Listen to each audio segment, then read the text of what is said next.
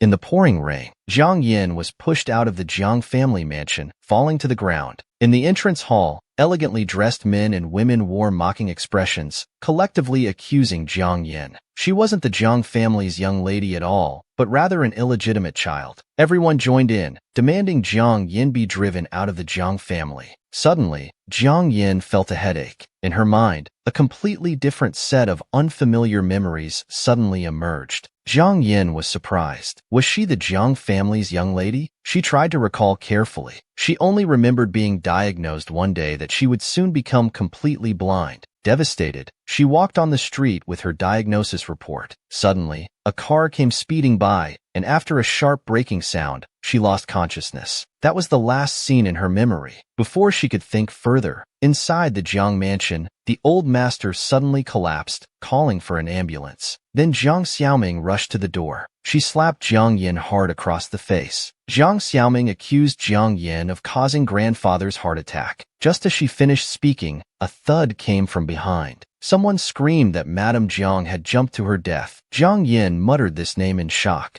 The original owner's mother had committed suicide. The body barely cold, Jiang Li, dressed in black, hastily ordered servants to drive Jiang Yin away. Poor Jiang Yin was lifted from the rain by 2 security guards. Jiang Li even cursed her as a harbinger of death. Just as Jiang Yin was about to be dragged away, a luxury car suddenly stopped in front of her. A tall, handsome man in a suit stepped out of the car and scolded them. Seeing the man, Jiang Xiaoming immediately swooned, calling him Brother Xiao. Jiang Yin repeated this name, suddenly realizing he was the renowned businessman Yin Yixiao. Just then, Yin Yixiao suddenly wrapped his arm around Jiang Yan's waist in public. He domineeringly questioned who dared to touch his fiancée. Leaning in the man's embrace, Jiang Yan's face instantly reddened. While struggling, she questioned what fiancé he was talking about. Unexpectedly, the man lowered his voice and told Jiang Yin if she didn't want to die tragically, she should listen to him. Seeing them so intimate, Jiang Xiaoming immediately became anxious, loudly telling Yin Yixiao that Jiang Yin was no longer the Jiang family's young lady. Now she was the young lady and his fiancée. She was his fiancée. Yin Yixiao coldly laughed, asking Jiang Xiaoming when he had agreed to their engagement. Jiang Xiaoming pitifully bit her lip, putting on an innocent act, speaking about what Yin Yixiao had agreed to a month ago. Yin Yixiao coldly turned back, stating he only agreed a month ago because Jiang Yin was still the Jiang family's young lady then.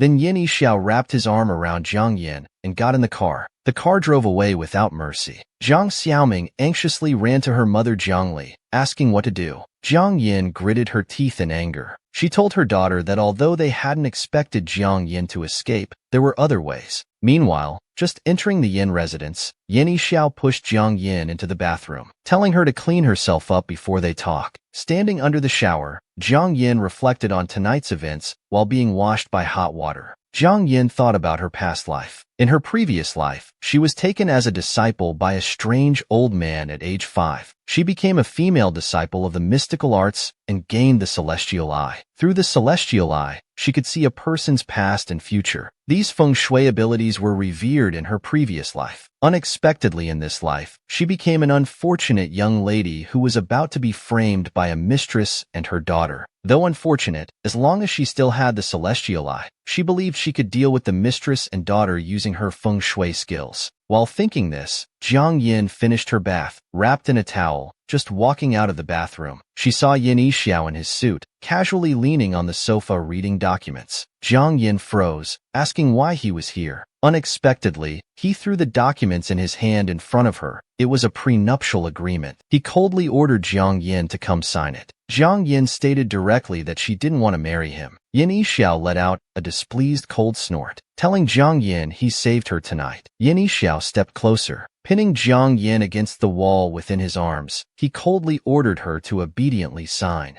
Jiang Yin questioned if he wanted to use her against the Jiang group. Yin Yixiao disdainfully stated he had no such interest, but was very interested in Li Yining. He threatened that if she wanted to survive in a city, she'd better cooperate. The close proximity made Jiang Yin blush. She quickly pushed him away, making the excuse that she needed to read the agreement first. After reading the prenuptial agreement, Jiang Yin pointed out that the 5-year term was too long, and she wouldn't need alimony from Yin Yixiao upon divorce. Unexpectedly, Yin Yixiao arrogantly said he was fine with that. He directly handed over a pin, gesturing for Jiang Yin to sign. Jiang Yin thought for a moment that the original owner and her mother might have been wronged. Yin Yixiao likely knew the truth. If Liani had a chance to restore her identity and regain control of the Jiang group, since her celestial eye hadn't recovered yet, compromising was the only way to uncover the truth. Jiang Yin could only take the pin and sign immediately. Yin Yixiao immediately stood up, took the contract, and told Jiang Yin they would notarize it tomorrow. The next day, just as Yin Yixiao and Jiang Yan's car arrived at the Civil Affairs Bureau, they were surrounded by reporters. Jiang Yin looked surprisingly at the reporters outside the window, wondering where they all came from. Yin Yixiao got out first. As soon as he appeared, reporters surrounded him, asking questions loudly. Jiang Yin watched the chaotic scene through the car window, thinking to herself, only they knew about their marriage certification. If she hadn't revealed it, it must have been Yin Yixiao who leaked it. Jiang Yin couldn't understand why Yin Yixiao did this. While thinking, Jiang Yin opened the car door. Looking up, she saw Yin Yixiao bending down to help her. He reminded her to be careful. Being treated so carefully, Jiang Yin unconsciously blushed, gently taking his hand. Yin Yixiao pulled Jiang Yin into his embrace, openly accepting the reporter's photos. A reporter asked a question. Then Jiang Xiaoming loudly said that she was the one engaged to Yin Yixiao. Jiang Yin was startled. Jiang Xiaoming appeared pitiful as she questioned Yin Yixiao why he came to register marriage with Jiang Yin. Using an especially manipulative tone, Jiang Xiaoming implied that Jiang Yin used improper means to make Yin Yixiao agree to marry her, even using her grandfather and Jiang Yan's mother's situation to emotionally blackmail her. After such sophisticated manipulation, Jiang Yan's face changed color listening to it. Jiang Xiaoming then shifted focus, deliberately mentioning Yin Yixiao's agreement to their marriage arrangement a month ago. The reporters were shocked by this drama, repeatedly exclaiming about this wealthy family drama between Yin Yixiao and the two Jiang daughters. In the crowd, someone who knew inside information revealed that Jiang Yin wasn't the Jiang family's biological daughter and had been driven out. Everyone implied that Jiang Xiaoming was now the only true daughter of the Jiang family. Jiang Xiaoming maintained a pitiful expression, but darkly thought to herself, her mother had fabricated the story about Jiang Yin not being of Jiang blood for this marriage arrangement, and she couldn't understand why Yin Yixiao suddenly changed his mind. Under public pressure, Yin Yixiao became even more determined. He stated that a month ago, Jiang Yin was still the Jiang family's eldest daughter, implying she was always his intended bride. As Jiang Xiaoming was getting anxious, Mr. Jiang suddenly appeared. She immediately threw herself into her father's arms, accusing Yin Yixiao and Jiang Yin. Mr. Jiang blindly questioned Yin Yixiao and insulted Jiang Yin. Jiang Yin became furious. She said Mr. Jiang's success was all thanks to her mother, implying his ingratitude. Mr. Jiang angrily ordered Jiang Yin to shut up, but Jiang Yin firmly defended her mother, warning her father not to insult her. She would eventually clear her mother's name and would no longer recognize Mr. Jiang as her father. Yin Yixiao heard this and gave a satisfied laugh. Mr. Jiang exploded like a powder keg and tried to hit Jiang Yin, but his hand was caught by Yin Yixiao before it could land. Mr. Jiang, furious, brought up that Yin Yixiao had personally agreed to the marriage arrangement. He accused Yin Yixiao of opposing the Jiang family by choosing to marry Jiang Yin, a bastard, instead of Jiang Xiaoming. Yin Yixiao, unable to tolerate anymore, coldly warned that Jiang Yin was now part of the Yin family, and he would show no mercy to anyone who dared to insult or harm her. After speaking, he directly grabbed Jiang Yan's waist and kissed her in public. In the Jiang family living room that evening, fresh gossip news about Yin Yixiao and Jiang Yin, along with their kissing photos, was rolling on TV. The news scene changed to show the manipulative Jiang Xiaoming crying and asking Yin Yixiao why he chose to marry Jiang Yin, looking pitiful. The camera focused on Yin Yixiao as he talked about being financially cut off by his father at age 18 for refusing to join the group. Yin Yixiao was desperate then. He had a conflict with Jiang Yin, was beaten up by Jiang Yan's bodyguards. Everyone fell silent. Yin Yixiao domineeringly stated that his marriage to Jiang Yin had nothing to do with others, and from now on, Jiang Yin was his wife. Then, Yin Yixiao escorted Jiang Yin into the Civil Affairs Bureau. Behind them, reporters with cameras and microphones asked Yin Yixiao if love had turned to hate and if he planned to take revenge on his fiancée Jiang Yin.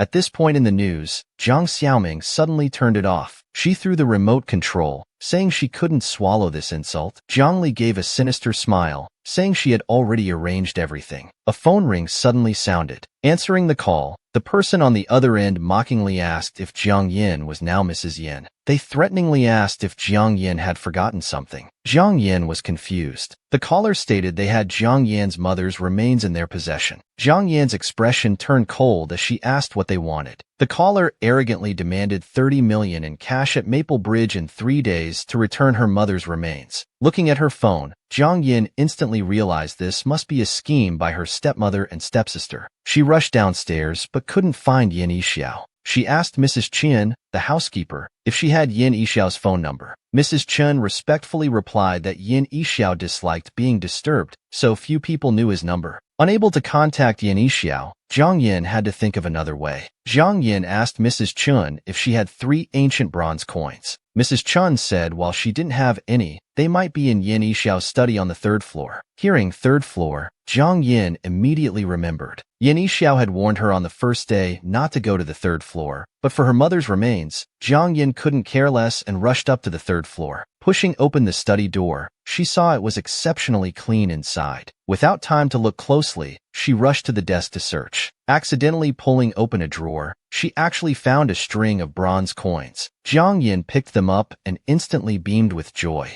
Thinking she wouldn't be discovered, she removed 3 coins from it. She thought to herself this would settle one favor with Qian Yin. After taking the coins, Jiang Yin returned to sit at her room's desk. She couldn't help but sigh. As expected of Yin Yixiao's possessions, even the spiritual energy was so abundant. Jiang Yin gripped the coins, ready to show her stepmother and stepsister what she was made of. She began using her Feng Shui master skills to divine, trying to locate her mother's remains through the hexagrams. After praying silently, Jiang Yin threw the 3 coins onto the table. After interpreting the divination, Jiang Yin immediately saw that her mother's remains were in the southeast direction, in a place surrounded by water on 3 sides. Jiang Yin put away the coins, thinking to herself, now that the direction was confirmed, she needed to solve the money problem. Then Jiang Yin cast another divination. This time, all 3 coins landed face up. Jiang Yin looked at them with satisfaction. Meanwhile, at the memorial hall, people in black clothes solemnly gazed at the remains ahead. Jiang Li and her 2 companions stood to one side, with Jiang Xiaoming pretending to comfort Mr. Lu beside her. Suddenly, there was a commotion in the memorial hall. Then opposite the 3, a slender figure in a black dress appeared. Mr. Lu, shocked, blurted out, "Mrs. Yin?" Walking to the mirror, sure enough, it was Jiang Yin holding chrysanthemums. Jiang Xiaoming looked at Jiang Yin and angrily complained, "Why is it her again?" Turning around, Jiang Xiaoming angrily complained to her mother about how Jiang Yin still had the mood to attend someone else's funeral at a time like this. Jiang Li also felt something was wrong, knowing well that Jiang Yin should be dealing with the blackmail now and shouldn't have time to pay respects here. She couldn't help but wonder if something had gone wrong. Jiang Yin turned to speak with Mr. Lu after paying respects, saying she had something to tell him. Mr. Lu was confused. Jiang Yin directly asked if he had prepared a burial plot for his father overnight and planned to bury him tomorrow morning. Mr. Lu was shocked and asked how Jiang Yin knew.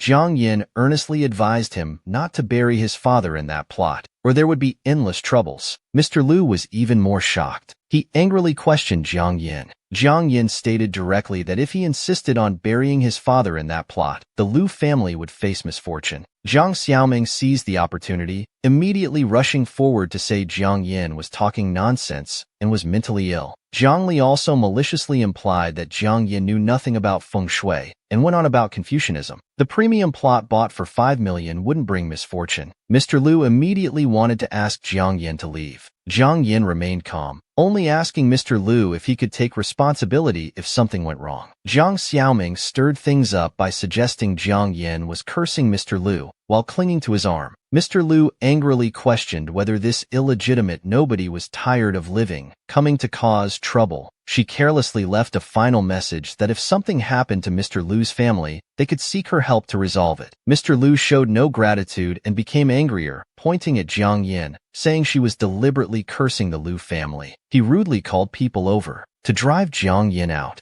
Zhang Xiaoming quickly seized this opportunity. Making a mountain out of a molehill, she raised her hand to slap Jiang Yin. But before the slap could land, someone grabbed her wrist. Zhang Xiaoming turned to look. It was Yin Yixiao. Her arrogance immediately diminished by half. Yin Yixiao's eyes flashed coldly as he asked if these people bullying his wife thought he was dead. Zhang Xiaoming immediately squeezed out 2 tears, pitifully saying her hand hurt. Yin Yixiao disgustedly released her hand, warning that no one had the right to hit Jiang Yin. Mr. Liu, unable to see through the act, hurried to comfort Zhang Xiaoming. Zhang Xiaoming persisted in asking Yin Yixiao why he always sided with Jiang Yin. Yin Yixiao coldly asked back if he shouldn't help his own wife. Should he help an outsider instead? Zhang Xiaoming again acted pitiful, covering her face and crying. Mr. Liu held her sympathetically, demanding to know if Yin Yixiao wanted to disrupt his father's memorial service. Yin Yixiao contemptuously said he had no interest. He directly took Jiang Yan's hand and left. Before leaving, Jiang Yin reminded Mr. Liu again to seek her help if needed, but help would come at a price, and if it passed tomorrow, she wouldn't help anymore. Mr. Liu showed no gratitude, pointing at Jiang Yan's back and calling her crazy. Back at Yan's house, Jiang Yin looked at Yin Yixiao sitting on the sofa, secretly wondering if he was angry. Jiang Yin carefully inquired. Yin Yixiao coldly asked Jiang Yin why she touched his things. Jiang Yin was stunned for a moment, then immediately took out the copper coins from her pocket. Jiang Yin quickly apologized, explaining she urgently needed the copper coins, so she went to the study to get them. Yin Yixiao, watching Jiang Yin withdraw her hand, asked if she wasn't planning to return them. Jiang Yin earnestly promised she only wanted to borrow them for 3 days and wouldn't lose them. Seeing Jiang Yan's determined expression, Yin Yixiao's heart softened somewhat. He unconsciously relented and agreed. Just 3 days. Jiang Yin was instantly moved, thanking him with a blushing face. Her curved eyes and utterly sincere smile were breathtakingly beautiful. Yin Yixiao was slightly stunned. In the study, Tang Yuqing sipped coffee, while asking Yin Yixiao opposite her if those 3 copper coins were stolen by Jiang Yin. Yin Yixiao sharply corrected, saying she took them, not stole them. Tang Yuqing teased Yin Yixiao about protecting Jiang Yin. Yin Yixiao, while smoking a cigar, set a deadline, telling Tang Yuqing it was just a 3-day loan of the coins, and to come back in 3 days. Tang Yuqing was surprised that Jiang Yin hadn't returned the coins to Yin Yixiao. The next second, Tang Yuqing became curious, saying such indulgence towards Jiang Yin wasn't like Yin Yixiao's style. Yin Yixiao told him that Jiang Yin was different from before. Before Tang Yuqing could understand, Yin Yixiao dismissed him. Tang Yuqing had no choice but to leave. Yin Yixiao stood by the window. In his mind appeared Jiang Yan's smiling face when she thanked him. Was this really not his style? Jiang Yin had just finished showering when she saw a gift box on the table. There was a note in the gift box. The note was in Yin Yixiao's handwriting, telling Jiang Yin to carry the phone with her for easy contact. Just as Jiang Yin picked up the phone, Yin Yixiao called. She answered and thanked Yin Yixiao. She held the phone, very happy, feeling it was a wonderful gift. The next day, noises woke Jiang Yin up. Aunt Chun firmly refused, saying the madam hadn't gotten up yet. Ruyu asked Aunt Chun to be more accommodating. Jiang Yin came down from upstairs. She had expected Ruyu would come looking for her. The other party urgently walked forward, begging her to help save the Ru family. Jiang Yin didn't look at him directly, instead telling Aunt Chun she was hungry. Ruyu didn't understand what she meant. Just as he was about to ask, Aunt Chun stopped him, saying to wait until Madam finished eating. Ruyu was anxious like an ant on a hot pot. After Jiang Yin finished dining, he immediately rushed over, asking if there was still time. Jiang Yin calmly took a sip of tea, then said, "What? Now I'm not a mentally ill woman anymore?" Ruyu quickly apologized. What she had predicted came true. Their Lu family was now facing big trouble. Remembering her words from yesterday, he hurriedly came to ask for her help in resolving the situation. Resolution was possible, but Jiang Yin wanted 30 million. This news struck Ruyu like a thunderbolt. It was too much to ask for. Jiang Yin smiled and said it was fine, giving him an hour to consider. Ruyu wondered why only 1 hour. Jiang Yin calmly said that in 1 hour, Lu Corporation's stock would fall 30%, and after 5 hours it would hit the limit down. This news undoubtedly struck Lu Yu's nerve. He absolutely didn't believe it. Jiang Yin knew he wouldn't believe it, and said they should just wait and see. Sure enough, the Lu Corporation's stock kept falling. Lu Yu hurriedly begged Jiang Yin to help save Lu Corporation, agreeing to give her 30 million. But Jiang Yin turned to leave. Ruyu was shocked and in panic, tried emotional blackmail, saying she couldn't just watch them die. Jiang Yin turned her head, saying carelessly, "So what if I watch them die?" Ruyu was so frightened she fell to her knees, quickly apologizing for yesterday. She admitted her blindness in offending her and begged Jiang Yin to be magnanimous and save Lu Corporation. Jiang Yin was silent for a moment, walked in front of her and said, "There's gold beneath your knees. Get up." Ruyu looked up puzzled. Jiang Yin said, "Let's go move the grave." Sitting in the car, they were quiet. After a while, Luyu asked, "Is Lu family's trouble really related to that piece of land?" Jiang Yin replied calmly, "If you don't believe it, I can't have the car turn around." Luyu quickly waved his hand, saying no. He hurriedly explained the origin of that land. The land was recommended to him as a reward. At that time, he was firmly told it was a Feng Shui treasure spot, and it cost him 5 million. About being deceived, Ruyu was very angry, but Jiang Yin said that wasn't quite right. Suddenly her phone rang. Seeing the caller, she blushed slightly. It was Yin Yixiao calling. She had important business to attend to, so without hesitation, she hung up. On the other end, Yin Yixiao frowned. Jiang Yin was the first person who dared to hang up on him. He made another call to his assistant, asking him to find out Jiang Yin's current location. Jiang Yin and Lu Yu soon arrived at the cemetery. Lu Yu opened the car door for her when they got out. Mrs. Lu was waiting for them at the cemetery, with a group of black-clothed men carrying shovels behind her. Lu Yu expressed his thanks to Jiang Yin. Jiang Yin took out a yellow talisman paper and stuck it directly on the tombstone. Then she took a bowl of wine, dipped her finger in the wine, and sprinkled it on the tombstone. Mrs. Lu, seeing how young Jiang Yin was, doubted and asked her son if this was reliable. Lu Yu had complete trust in Jiang Yin. After Jiang Yin finished the series of rituals, she told them to start digging. The men in black with shovels diligently began to dig the grave. Mrs. Lu curiously asked why, if this land was a Feng Shui treasure spot, they couldn't bury her husband here.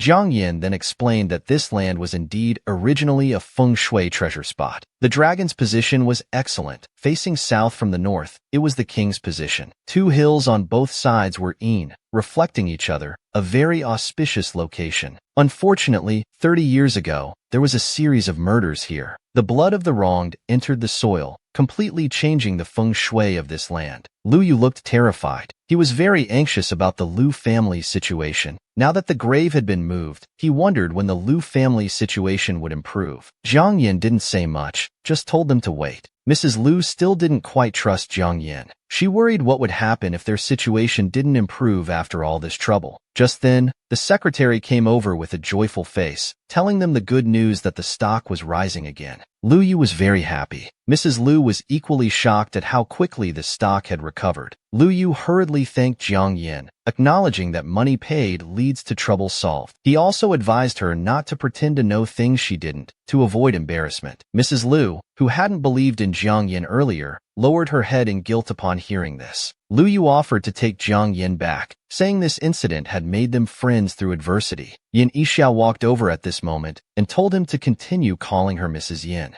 Upon seeing Jiang Yin, Yin Yixiao put his arm around her shoulders, making her stand beside him. He showed her tender affection and care, and Jiang Yin shyly responded to him. Yin Yixiao left with Jiang Yin. Before leaving, Jiang Yin told Lu Yu that if there were any unexpected events within 3 days, he could find her again. Lu Yu stood in place and bid them farewell. Jiang Yin sat in the car. She was anxious, wondering how much he had seen. Yin Yixiao suddenly spoke, asking why she got involved in the Lu family's affairs and when she learned feng shui.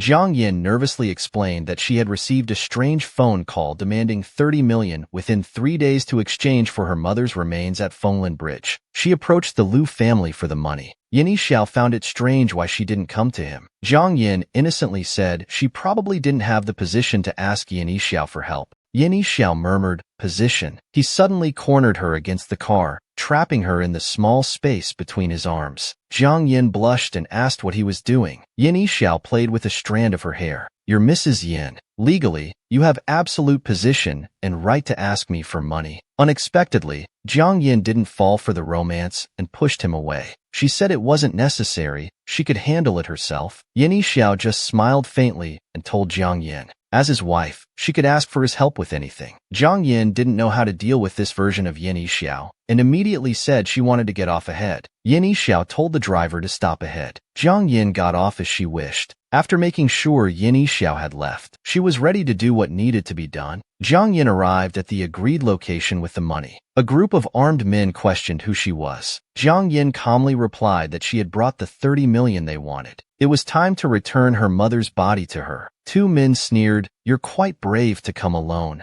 Several men lewdly said, perhaps she couldn't get the money and wanted to trade herself for her mother. They knew Jiang Yan's current situation and naturally didn't believe she could really get 30 million. Their words naturally angered Jiang Yan. She retorted, asking if 30 million was really that much. She then opened the suitcase. The robbers saw the money. They excitedly tried to step forward, but Jiang Yan stepped on the suitcase. She demanded they hand over her mother's remains quickly, or the deal would be off and they wouldn't get a penny. The gang leader ordered two subordinates to retrieve the remains, but when they returned, they were panicked. The remains had disappeared. The gang leader cursed them as useless, unable to even watch over remains, and ordered everyone to search. Jiang Yin thought to herself, with the remains missing, had someone intercepted them? On a cruise ship, a mysterious man observed Jiang Yan's direction through binoculars, mumbling to himself. Lowering the binoculars, the man was Yin Yixiao. That woman had truly surprised him. At the Jiang residence, a woman angrily threw her phone to the ground. Jiang Xiaoming quickly approached, asking her mother why she was so angry. Jiang Li furiously said it was because of those wretches. The remains had been stolen, and they didn't get the money. Jiang Xiaoming believed Jiang Yin wasn't capable of stealing the remains. It must have been Yin Yixiao helping her. Jiang Li said viciously that they had underestimated her. Jiang Xiaoming asked what to do now, saying they couldn't let them off. Jiang Xiaoming naturally wanted to continue causing trouble for Jiang Yin, making her suffer the consequences. Meanwhile, Yin Yixiao looked at the test report in his hand, deep in thought. He lit a cigar. Could a person really change so much? He wanted to see how many more surprises Jiang Yin could bring him. Jiang Yin was divining with 3 copper coins on her bed. The divination showed changes. She was shocked. This was unprecedented. The signs showed that Madame Zhang's remains had returned from the southeast direction to nearby. But she hadn't paid the ransom yet. Who could have done this? Could it be Yin Yixiao? But he had no reason to help her. Regardless of who it was, to retrieve the remains in one night showed considerable skill. While Jiang Yin was drinking coffee, Yin Yixiao came over and directly announced they would depart soon. She was puzzled, wondering where they were going, as she knew nothing about it. Yin Yixiao surprised Jiang Yin by saying her mother's remains were already at the cemetery. She stood up delightedly, asking, "Was it really you?" Jiang Yin looked seriously at Yin Yixiao. "I could have resolved it myself." Yin Yixiao looked back at her, stating his position. "I told you, you're Mrs. Yin. I have an obligation to help solve your problems." He walked towards Jiang Yin step by step, "And I want to."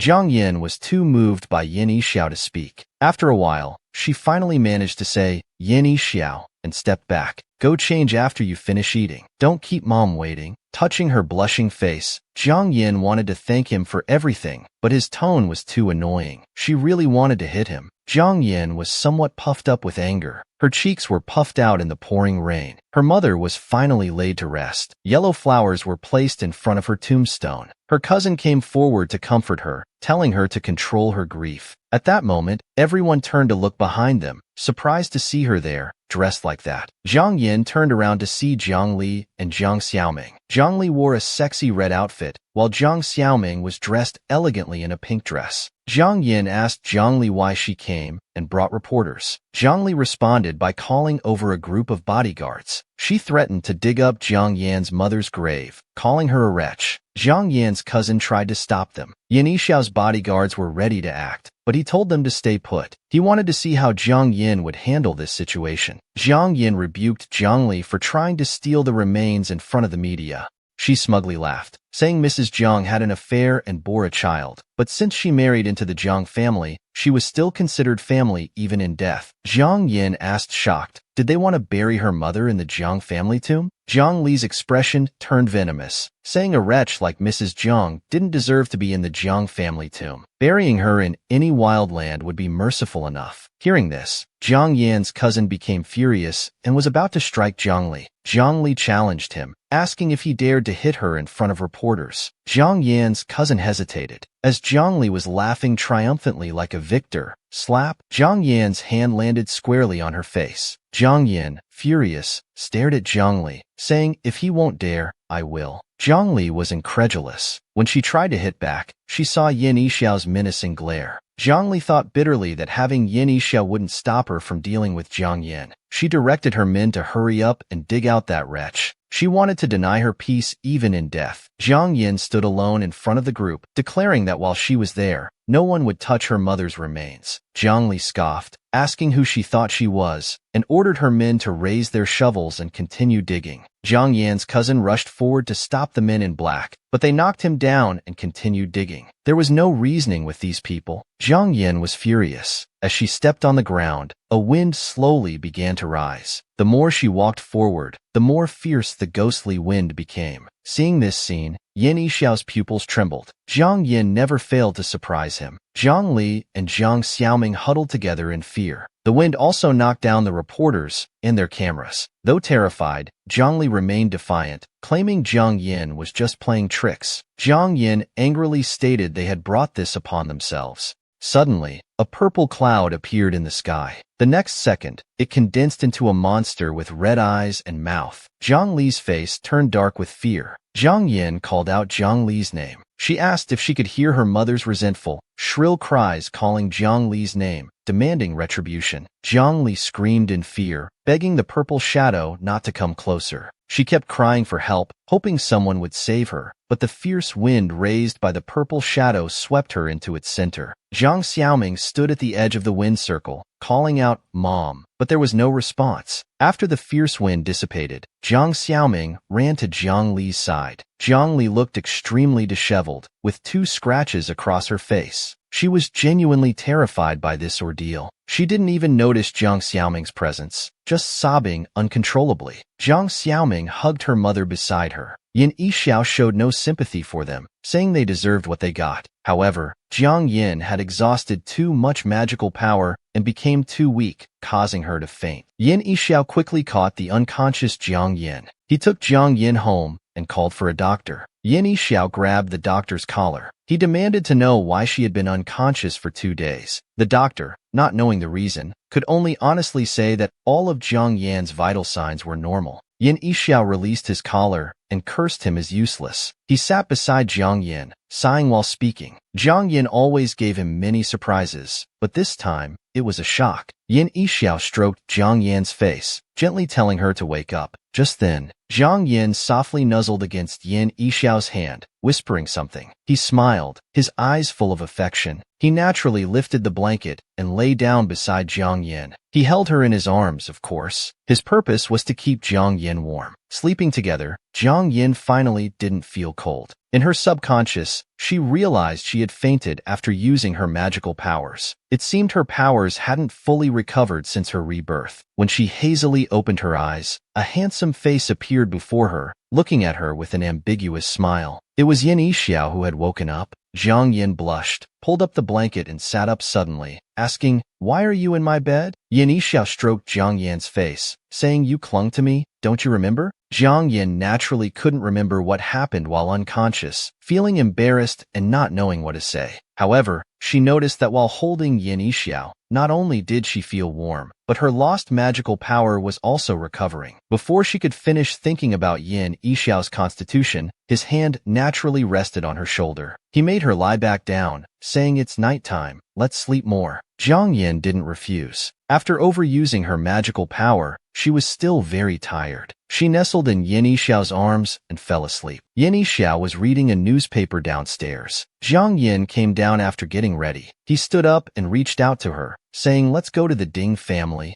She hesitated for a moment, then placed her hand in his. When she sat in the passenger seat, Yin Yixiao suddenly leaned over from the driver's seat. Her arm touched something soft, and Zhang Yin immediately hugged herself shyly and asked, "What are you doing?" Yin Yixiao didn't answer. Their faces were very close. Yin Yixiao pulled the seatbelt from the side. "Just fastening your seatbelt. What did you think I was doing?" He looked at the shy Zhang Yin with an ambiguous smile. Her face turned completely red, only then realizing she had been teased by him again. She turned her head away from Yin Yixiao in anger. Yin Yixiao smiled mischievously. Thinking back to Jiang Yan's stiff body just now, her body was quite sensitive. They arrived at the Ding residence. Ding Mufeng was waiting for them on the sofa. Seeing Jiang Yan, he worriedly asked how she was feeling. Jiang Yan nodded, replying she was much better, and came to collect her mother's belongings. Ding Mufeng stood up from the sofa and led them to Madame Zhang's former room. At the doorway of Jiang Yan's mother's room, Ding Mufeng pushed open the door. What greeted their eyes was a clean and tidy room. Jiang Yan walked to the dressing table. She picked up a photo from the dressing table. In the photo, Madame Zhang was still in her youth, smiling freely. She promised her mother's photo that within a month, she would clear Madame Zhang's name. She would make her worthless father hold a press conference and make him kneel before her mother's tombstone to apologize. Ding Mufeng stood behind Jiang Yan, staring at her, feeling that this cousin gave him a completely different impression now. Yin Yixiao comfortingly placed his hand on Jiang Yan's shoulder, consoling her that since she had just recovered, she shouldn't get too emotional. After Jiang Yan finished organizing all the clothes in the room, she noticed a box on top of a shelf. When she opened it, inside was a pink diary. Just then, suddenly, an evil wind stirred. The diary and box fell to the ground. It was the work of evil spirits. Unfortunately, at this moment, Jiang Yan's powers hadn't recovered. She felt a chill throughout her body. She hugged herself tightly and crouched down. Ding Mufeng was about to show Jiang Yan a book when he saw her sitting weakly on the ground. Yin Yixiao rushed worriedly towards Jiang Yan. He held her, asking what was wrong. Jiang Yan weakly called Yin Yixiao's name. She tremblingly hugged Yin Yixiao. While he was still stunned, she kissed him. Yin Yixiao rarely blushed. After kissing for quite a while, Jiang Yan slowly let go. That was close. Fortunately, Yin Yixiao came in time. After replenishing her power, she pushed him away. Then, Yin Yixiao held the back of her head. He kissed her again, and Jiang Yan didn't refuse.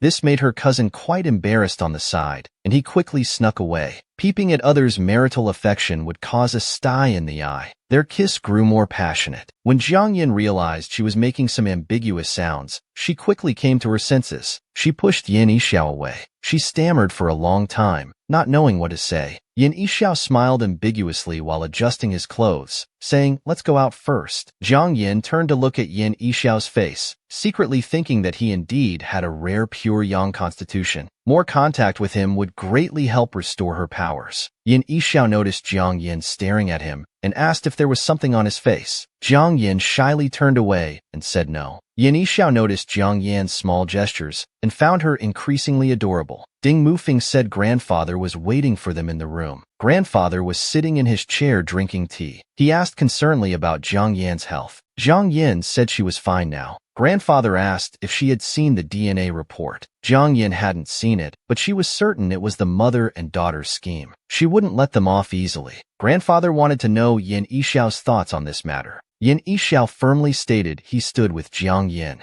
Jiang Yan blushed slightly. He changed his way of addressing her quite quickly. But grandfather wasn't so easily fooled. He continued pressing, asking if Jiang Yan wanted to investigate thoroughly, even opposing the Jiang family. Could he still firmly stand by Jiang Yan's side? Yin Yixiao didn't disappoint him, saying yes, as long as Yin Yan asked. Grandfather asked Jiang Yan what she planned to do. But Jiang Yan hoped to settle her grudge with the Jiang family by herself. Only then would her mother's spirit rest in peace. Back at the Yin residence, Yin Yixiao asked if her sudden weakness was related to her mother. Jiang Yan asked if he believed it. He said he only believed what his eyes could see. Jiang Yan thanked Yin Yixiao. Yin Yixiao took the chance to flirt, saying in their relationship he didn't want to hear thanks. He wanted other expressions from Jiang Yan. Jiang Yan shyly pushed Yin Yixiao away, changing the subject. He looked at Jiang Yan tenderly, asking, "Am I good to you?" Jiang Yan felt uncertain. Previously, she could calmly answer and play the role of a good wife. But after that passionate kiss between them, it became really difficult to respond to such marital affection. Jiang Yan really didn't know how to answer. Hurriedly changing the subject, she was about to return the 3 copper coins she had borrowed from Yin Yixiao. But Yin Yixiao patted her head telling her to keep them for emergencies. After saying this, he told her to rest early.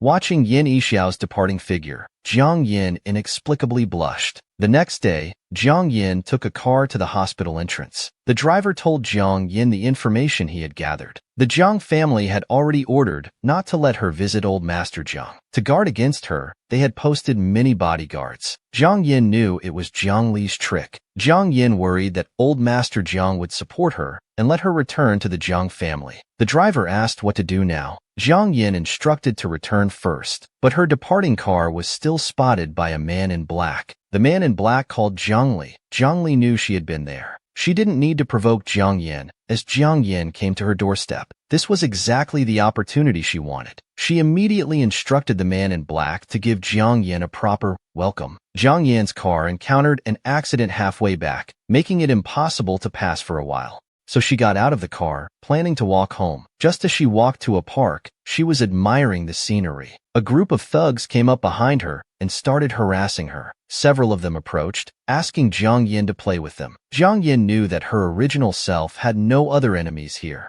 except for Jiang Li and Jiang Xiaoming, the mother and daughter who deliberately targeted her. She immediately questioned if the thugs were sent by them, but the thugs denied it and continued their harassment. Jiang Yin remained calm. On the day she was reborn, her soul hadn't fully merged with her body, and she couldn't use her skills from her previous life. But now she wanted to test how much she had recovered, and these thugs conveniently presented themselves. The thugs grabbed a metal pipe and rushed toward Jiang Yin. Just then, one of the thugs was attacked from behind and immediately fell to the ground. The thugs were furious and wanted to see who was so bold. Jiang Yin was also curious if it was Yin Yixiao coming to save her again. A handsome young man appeared, righteously scolding them for several men bullying one woman, calling them a bunch of scum. The thugs, seeing someone interfering, went to teach this suddenly appeared handsome guy a lesson. The young man calmly blocked the metal pipe attack, but Jiang Yin was still worried. At this moment, a small hand grabbed Jiang Yin's hand. Jiang Yin looked down and saw a little boy. The little boy calmly reassured Jiang Yin, telling her not to worry. His uncle was very skilled and would drive away all the bad guys. Looking at the boy's innocent smile, Jiang Yin thought that at a time like this, she couldn't exactly say she didn't need a hero's rescue. The handsome young man quickly defeated all the thugs. He came over and asked if Jiang Yin was all right. Jiang Yin thanked the young man for his righteous help. The young man introduced himself as Qin Zafeng. The little boy also enthusiastically raised his hand, saying his name was Xiao Xian. She shook hands with him too. Xiao Xian suggested that since his uncle played the hero, shouldn't she treat his uncle to McDonald's as thanks? Jiang Yin laughed and exposed him, saying it was actually Xiao Xian who wanted to eat. Xiao Xian proudly stated that wasn't true, but if she insisted on treating them, he would do her the favor of eating. Jiang Yin patted Xiao Xian's head, agreeing to treat his uncle to McDonald's. Jiang Yin's smile reflected in Qin Zafeng's eyes. Qin Zafeng experienced the feeling of falling in love for the first time. Meanwhile, Yin Yixiao just learned that Jiang Yin hadn't taken the car back. He ordered his subordinates to drive to Hart Park immediately. Xiao Xian stared at the blushing and dazed Qin Zafeng. Being straightforward as children are, he directly asked if Jiang Yin wanted to be his aunt. Since his uncle's face was so red, he must like her. His innocent remark left Jiang Yin not knowing how to respond. Qin Zafeng quickly called out to Xiao Xian and apologized to Jiang Yin, saying Xiao Xian was still young. Jiang Yin said it was fine. She patiently explained to Xiao Xian that she couldn't be his aunt. Xiao Xian asked why, confused. Because she is my wife. Yin Yixiao's voice was heard before he appeared. He declared his ownership with a gloomy face. Qin Zafeng was wary of his appearance. Wife, I'm here to take you home. Yin Yixiao turned to Jiang Yin. Jiang Yin wondered when he had started calling her wife, but she still gently placed her hand in his extended one. Sorry, young Master Qin, my husband is here to pick me up. Jiang Yin bid farewell to Qin Zafeng, saying they might meet again sometime. Qin Zafeng stood up and said they'd meet again next time. Yin Yixiao possessively wrapped his arm around Jiang Yin's waist as they left. Before leaving, he turned his head and gave Qin Zafeng a threatening look. Qin Zafeng's expression also darkened. Xiao Xian pouted in disappointment, saying if Jiang Yin wasn't already married, she could have been his aunt. Qin Zafeng muttered, so she's already taken. Jiang Yin went straight upstairs after returning home. She didn't see Yin Yixiao's face behind her, which was darker than a pot's bottom. She sighed, wondering who had upset him today, making his face as black as Judge Bao's. Yin Yixiao caught Jiang Yin off guard with a surprise attack. He pushed open the door and kissed her. After the kiss ended, Jiang Yin melted into his embrace, weakened by the kiss. Yin Yixiao wiped his lips. He domineeringly told her that as his wife, she wasn't allowed to go out alone with any man. "Did you hear me clearly?" Yin Yixiao asked. Jiang Yin was shocked. "You're jealous." He stubbornly denied it, saying he was burning with jealousy, but claimed Jiang Yin was thinking too highly of herself. But Jiang Yin pressed the point, asking why he was restricting her from going out alone with other men when they were only in a marriage of convenience. Unexpectedly, he just curved his lips disdainfully. "Marriage of convenience?" Yin Yixiao turned and retrieved their signed agreement. Jiang Yin had an uneasy feeling. She asked what he was doing. The next second, Yin Yixiao tore up the agreement in front of her. While Jiang Yin was still shocked by his action, he wrapped his arm around her waist. "Now we're no longer in a marriage of convenience." Jiang Yin suddenly realized, although they had signed 2 copies of the prenuptial agreement, both were with Yin Yixiao. But now, he had torn up both copies. Now unless he agreed, she couldn't divorce him until death. She glared at him with round eyes. "You're such a jerk." Yin Yixiao took advantage of her looking up to kiss her again. Jiang Yin's slight struggle gradually melted into the kiss. This couldn't continue. Jiang Yin used the martial arts skills she hadn't used before. She pushed him away. "You're going too far." Yin Yixiao just adjusted his tie like a cultured rogue. "I didn't know you were trained in martial arts." Jiang Yin explained it was taught by the old man who taught her Feng Shui. Yin Yixiao continued to provoke her, saying he wanted to spar with her to see what kind of martial arts she learned. Jiang Yin stared at him in disbelief. "Aren't you ashamed to fight with a woman?" Yin Yixiao had his own twisted logic. "I'm your husband, you're my wife. We're just spouses. Sparring isn't fighting. What's there to be ashamed of?" Jiang Yin was about to break down from his twisted reasoning. Always talking about husband and wife, spouses. This man was too bizarre. Could it be that he really wanted to turn their fake marriage real? Jiang Yin huffed angrily. "I won't fight with you." Yin Yixiao played the rogue to the extreme. He moved closer to Jiang Yin. "Then I insist on fighting. If you don't fight, I'll have to kiss you." Jiang Yin was driven mad by this rogue. She raised her fist, determined to teach this man a lesson about how cruel the world could be. But her hand was caught halfway. Yin Yixiao smirked, pulling her closer. "Ha ha ha, I'll just keep being shameless with you." Jiang Yin lost her balance and fell into Yin Yixiao's arms. Her face instantly turned red. Yin Yixiao smoothly wrapped one arm around her waist. His other hand touched her burning cheek. "Give up?" Still wearing that smug expression. Jiang Yin felt both embarrassed and angry. She had just recovered from illness and was still weak. That's why he took advantage. It wasn't like she threw herself at him. Yin Yixiao looked at her tenderly. "Now that the prenuptial agreement is torn up, what should we do?" Jiang Yin said expressionlessly, "Sign a new one." Yin Yixiao was shocked by her unromantic response. He suddenly stood up, promising to sign a new agreement whenever they had time. He left after saying that. Jiang Yin stared at Yin Yixiao's departing figure, stunned. She questioned herself, wondering why she felt a bit uncomfortable when he actually agreed to sign another agreement. At the Yin residence, Jiang Yin sat at the dining table in her pajamas, eating. Suddenly, footsteps came from outside. Jiang Yin, startled, looked over, and sure enough, that dog of a man had come in. She didn't want to see Yin Yixiao.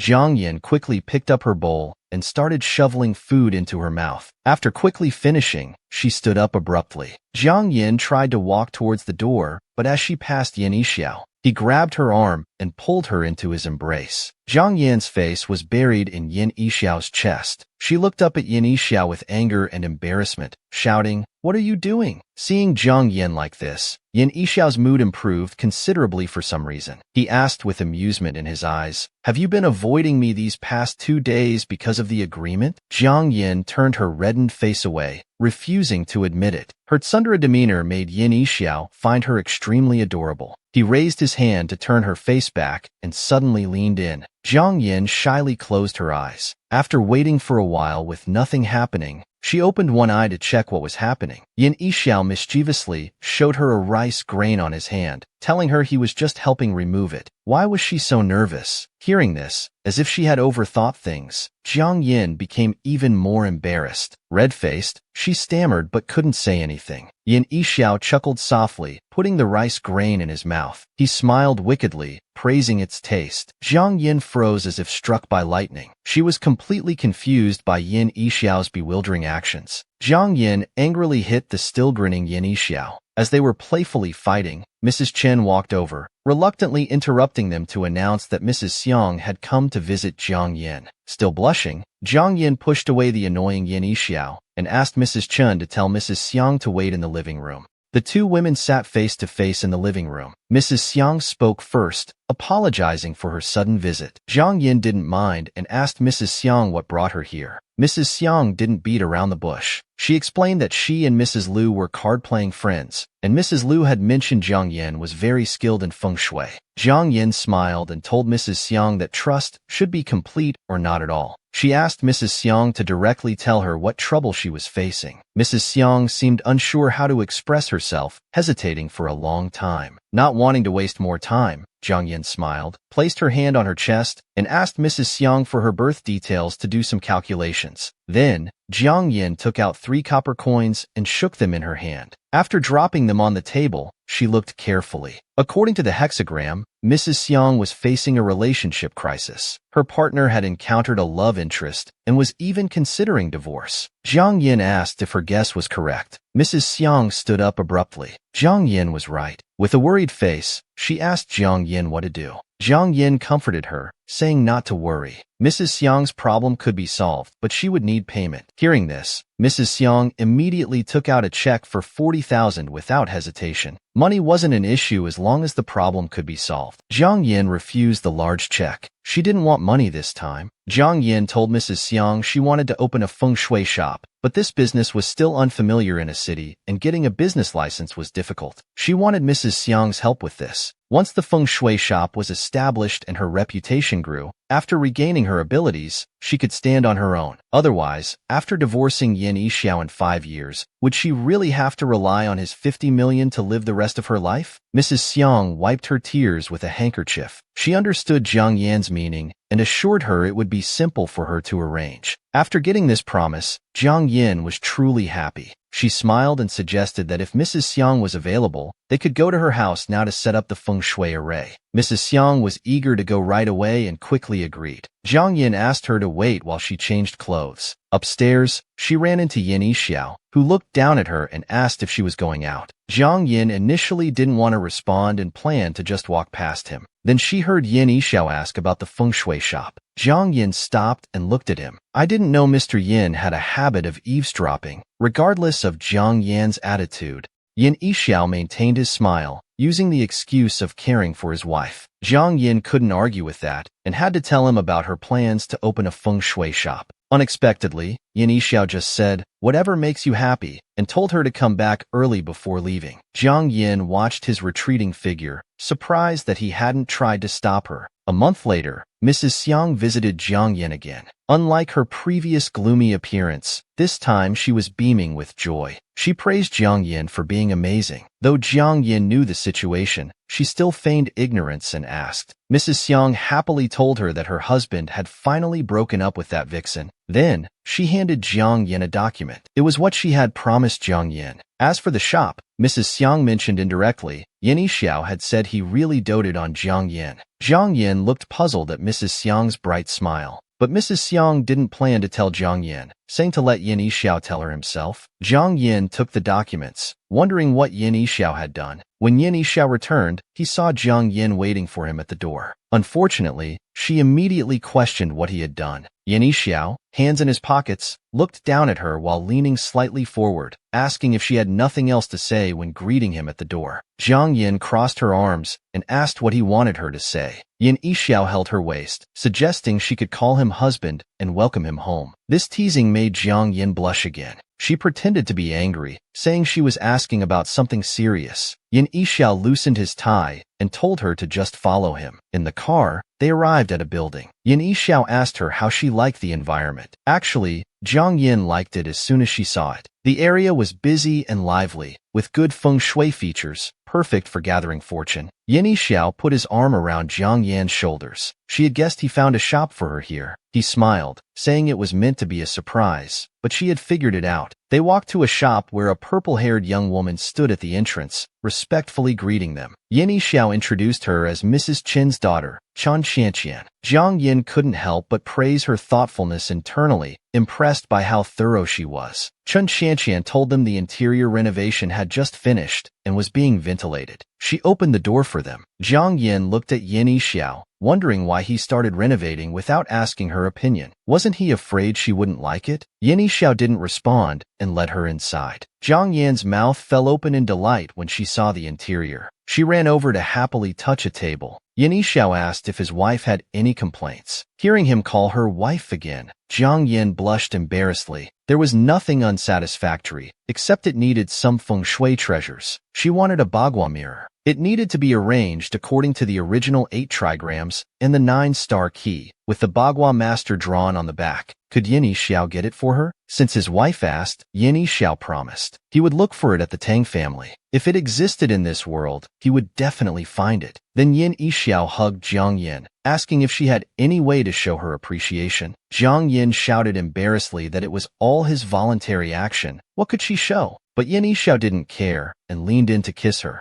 Zhang Yin turned her face away embarrassedly, saying someone else was here. But when she looked, no one was there. She turned toward the entrance. Chen Xianqian, who had been standing there moments ago, had completely vanished. Chen Xianqian had slipped away so quickly, Zhang Yin thought with a blank mind, as an uneasy feeling rose in her heart. Yin Yixiao tightened his grip on Zhang Yin, saying now it was just the two of them. Then he leaned down to kiss her as they embraced intimately. Half a month later, Mrs. Xiang congratulated the feng shui shop's opening and exchanged pleasantries with her husband. The next moment, Zhang Yin saw Yin Yixiao walking and wearing a neat suit. It was his wife's shop opening. How could he, as her husband, not come? Yin Yixiao put down the bag he was carrying and asked Zhang Yin to open it. Zhang Yin said, "Oh," and opened it, finding inside the bagua mirror he had mentioned before. Yin Yixiao couldn't help but smile seeing Zhang Yan's happy expression. She asked him how much the feng shui bagua mirror cost. Yin Yixiao directly said it cost 80 million. Everyone who heard this became envious. Zhang Yin, thinking about their marriage being just a contract and remembering Yin Yixiao's previous teasing, looked at him clearly and said she would repay him after the feng shui shop made money. Hearing Zhang Yan's uncooperative words, not only did Yin Yixiao's face darken, but even the onlookers fell silent. But Zhang Yin seemed determined and unwavering. She stubbornly glared at Yin Yixiao as they faced off, neither willing to back down. Finally, Yin Yixiao let out a helpless cold snort. He moved closer to Zhang Yin, saying money talk hurts feelings, then gently nibbled her ear. The ticklish sensation made Zhang Yin cry out. Yin Yixiao told her to come home early tonight, as he would eat at home. After saying this, he turned and left. When Zhang Yin returned that evening, Yin Yixiao was already waiting at the door. He said somewhat displeased that she was late, even though he had told her he would eat at home and asked her to return early. Zhang Yin dismissed it, smiling as she reminded him they had agreed before marriage to maintain their personal space. Yin Yixiao claimed he didn't remember any agreement. His shamelessness left Zhang Yin speechless. He had already torn up the agreement. Yin Yixiao found her particularly cute when angry. He told her to change clothes and wash up for dinner. Halfway up the stairs, Zhang Yin suddenly realized she had just been coaxed like a child. After dinner,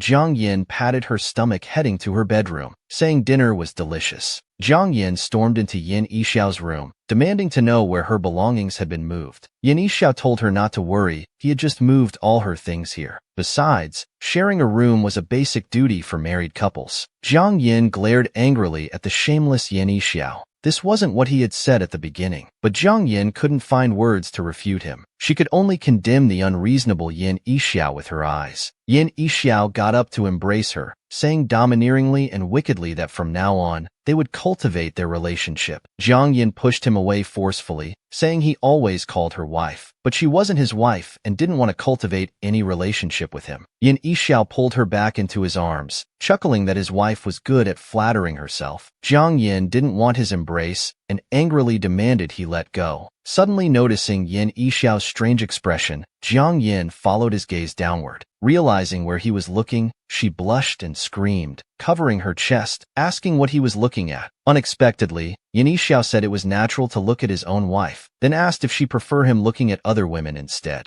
Jiang Yin felt uncomfortable. This was the second time already. The first was when he promised to re-sign the agreement. Yin Yixiao shamelessly praised Jiang Yin's good looks, figure, and fighting ability, saying she should be able to satisfy him in bed too. So he decided to settle for her. Jiang Yin was furious, but couldn't push Yin Yixiao away. He said he would make her carry the title of Mrs. Yin for life. After saying this, he kissed her. Jiang Yin clutched his clothes, unable to resist the kiss. While Yin Yixiao was showering, Jiang Yin considered running away. But then she thought, where could she possibly run to? Finally, she decided to separate their belongings first. Suddenly, a pair of men's underwear fell to the floor. Jiang Yin was extremely embarrassed, and just as she was about to pick up the fallen underwear, Yin Yixiao came out, wearing only a towel around his waist. He looked at the scene. He smiled and said she could have just asked him directly. As he spoke, his hand moved toward the towel, about to undo the only piece of fabric covering his body. Hearing the rustling sound, Jiang Yin shouted in panic, "Don't undo it."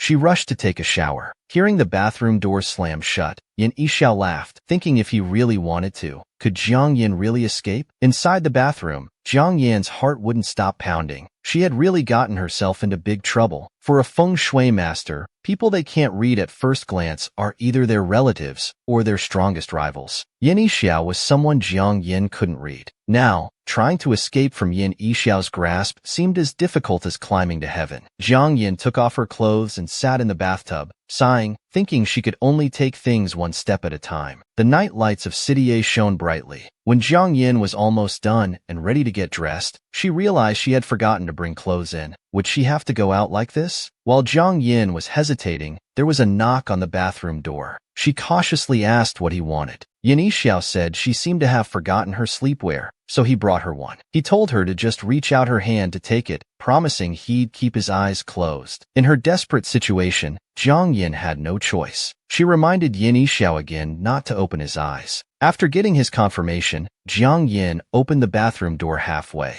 Seeing his eyes were indeed closed, she quickly reached for the clothes in his hand. When Jiang Yin looked up again, she realized something was wrong. Yin Yixiao's eyes were now open. His gaze was direct, staring at her uncovered body, and he even generously complimented her figure. Jiang Yin let out a piercing scream and slammed the bathroom door shut. Yin Yixiao, you broke your promise. Yin Yixiao laughed and deflected responsibility, saying who knew she wouldn't close the door after taking the sleepwear. He couldn't help but open his eyes. His words earned him an angry curse. Then came Jiang Yan's furious roar from the bathroom, demanding to know why he brought her this dress. Yin Yixiao did it on purpose. He replied that he thought it was beautiful and very suitable for her. Yin Yixiao, you're such a jerk. Jiang Yin was devastated. Yin Yixiao threatened Jiang Yin, giving her only 1 minute. If she wasn't out by then, he would break down the door and drag her out to sleep. Left with no choice, Jiang Yin came out wearing the outfit. The semi-transparent black gauze dress outlined her figure perfectly. Her partially visible body, combined with her shy yet angry expression, created quite a unique charm. As soon as Yin Yixiao saw Jiang Yin, his eyes turned mischievous. He leaned in closer, saying they were legally married now, so why be shy? Jiang Yin blushed and told him to shut up.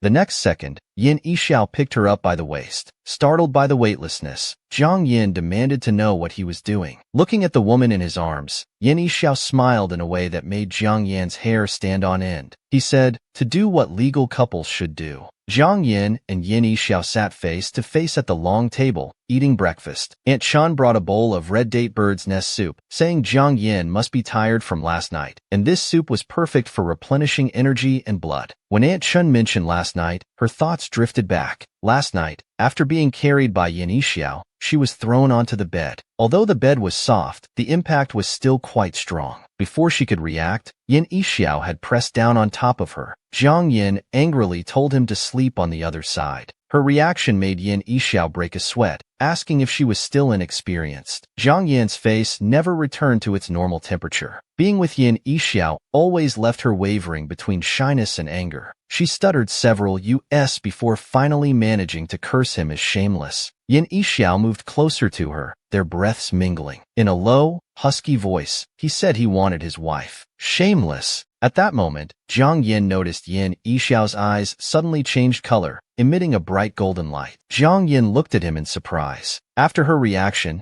Yin Yixiao lost interest in continuing. With a serious face, he said he'd stop fooling around. He then turned to his side, hugged Jiang Yin, and closed his eyes. "It's late. We have work tomorrow," Yin Yixiao said, telling her to sleep, though who was really fooling around? Jiang Yin thought angrily that once she earned enough money, the first thing she'd do would be buying her own house and moving away from here. So last night, they didn't do anything. Seeing Aunt Chin's misunderstanding, Jiang Yin wanted to explain, but Aunt Chin wouldn't listen to the full explanation. She covered her mouth, laughing happily, and told Jiang Yin there would be wolfberry and red date soup at lunch, guaranteed to restore her energy. After speaking, Aunt Chin left the room. Jiang Yin couldn't get a word in and could only watch her leave. While no one would listen to her explanation, Yin Yixiao just sat there drinking and laughing. Hearing his laughter, Jiang Yin stood up, slammed the table, and pointed at him. "What are you laughing at? Stop laughing. This is all because of you." She felt like Yin Yixiao would be the death of her, but he calmly drank his milk, showing no intention of responding to her. Jiang Yin suddenly remembered what happened with Yin Yixiao's eyes last night. Her expression became complicated, hoping she had seen wrong. At the Feng Shui shop, as soon as Jiang Yin arrived, Qin Xianqian told her that a Mr. Qin had been waiting for a long time. Hearing the surname Qin, her first thought was of Qin Zefeng. After walking in, Jiang Yin saw a tall man with red hair wearing glasses. She apologized for keeping him waiting. After confirming this woman was Jiang Yin, the man introduced himself as Qin Zihui.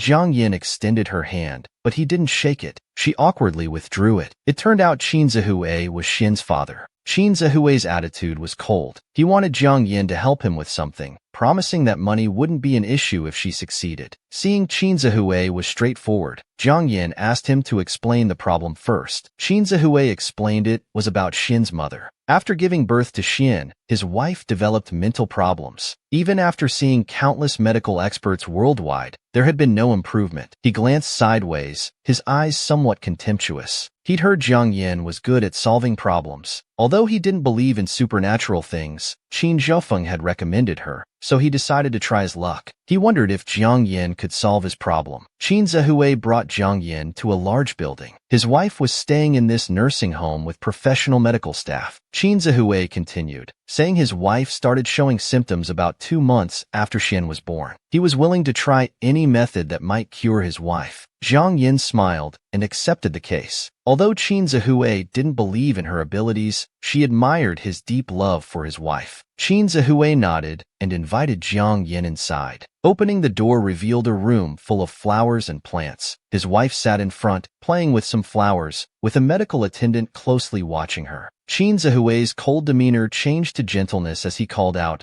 "Ayun, I'm here. I brought a friend to see you." Jiang Yin smiled and greeted her, saying she was a friend of Xian's uncle. Ayun didn't speak, just smiled gently. Jiang Yin said she and his wife hit it off immediately and wanted to speak with her privately. Qin Zihui didn't refuse and called the medical staff out. As they walked outside, the medical attendant worried Jiang Yin might harm the madam. Just as Qin Zihui was about to say Jiang Yin wouldn't do that, a loud bang came from inside the room. He rushed in anxiously. Ayun was angrily berating Jiang Yin, who had fallen to the ground. She kept repeating for Jiang Yin to get out. Jiang Yin's hand was cut and bleeding. Qin Zihui went over and held Ayun tightly, trying to calm her down. Ayun was emotionally agitated and kept struggling. Ayun broke down questioning Qin Zihui if Jiang Yin was his woman, if he was going to abandon her, saying Xin couldn't be without a mother. The medical staff shouted at Jiang Yin, saying the madam had been fine before, but she had an episode as soon as Jiang Yin came. They demanded to know what her intentions were, and if she meant to harm their madam. Qin Zihui's face darkened. He directly addressed Jiang Yin as Mrs. Yin and told her to leave, saying they didn't need her here.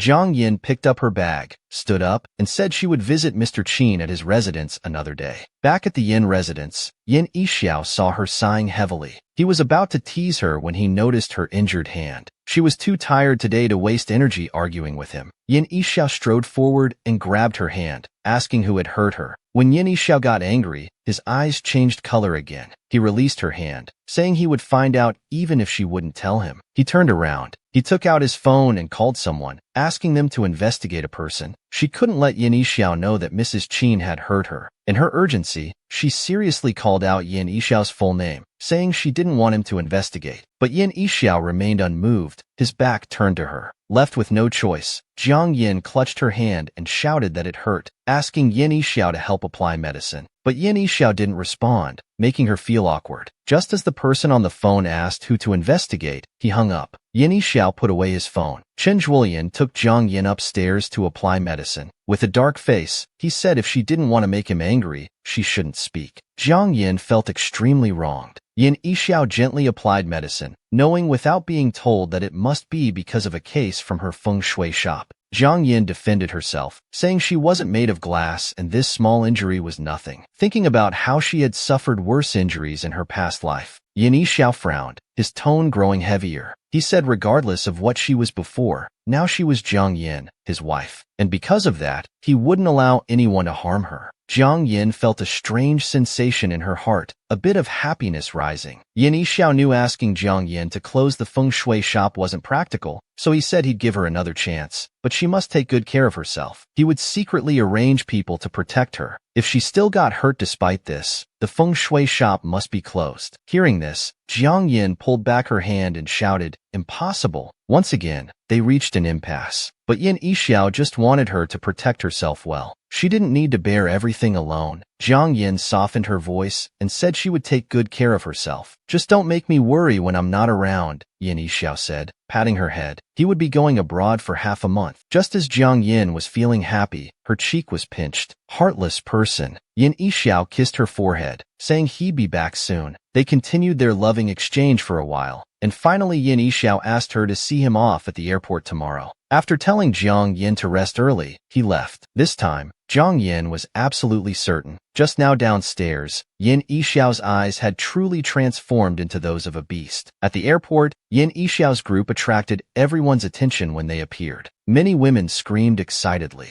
Jiang Yin couldn't help but mock, another group of people deceived by Yin Yixiao's looks. Hearing this, Yin Yixiao removed his sunglasses and looked at Jiang Yin, asking if she was jealous. Jiang Yin said, "How boring," and was about to leave. But Yin Yixiao caught her hand again. How can a wife not say goodbye to her husband? Jiang Yin looked at Yin Yixiao amusedly, saying a permanent goodbye might be worth considering. Yin Yixiao leaned in close, held Jiang Yin's chin, and kissed her. Everyone around took photos frantically. The kiss left Jiang Yin weak-kneed, and she buried her face in his chest, breathing heavily. Yin Yixiao stroked her head, telling her to take good care of herself. After watching the plane take off through the glass, Jiang Yin lowered her hand and prepared to go to the Qin residence. When seeing Jiang Yin again, Qin Zihue wasn't pleased. He looked at her with displeasure and asked why she came. Jiang Yin replied neither humbly nor arrogantly that she came to treat the illness. Since she took this case, she would see it through. Qin Zihue looked at Jiang Yin skeptically, asking if she had a way to cure it.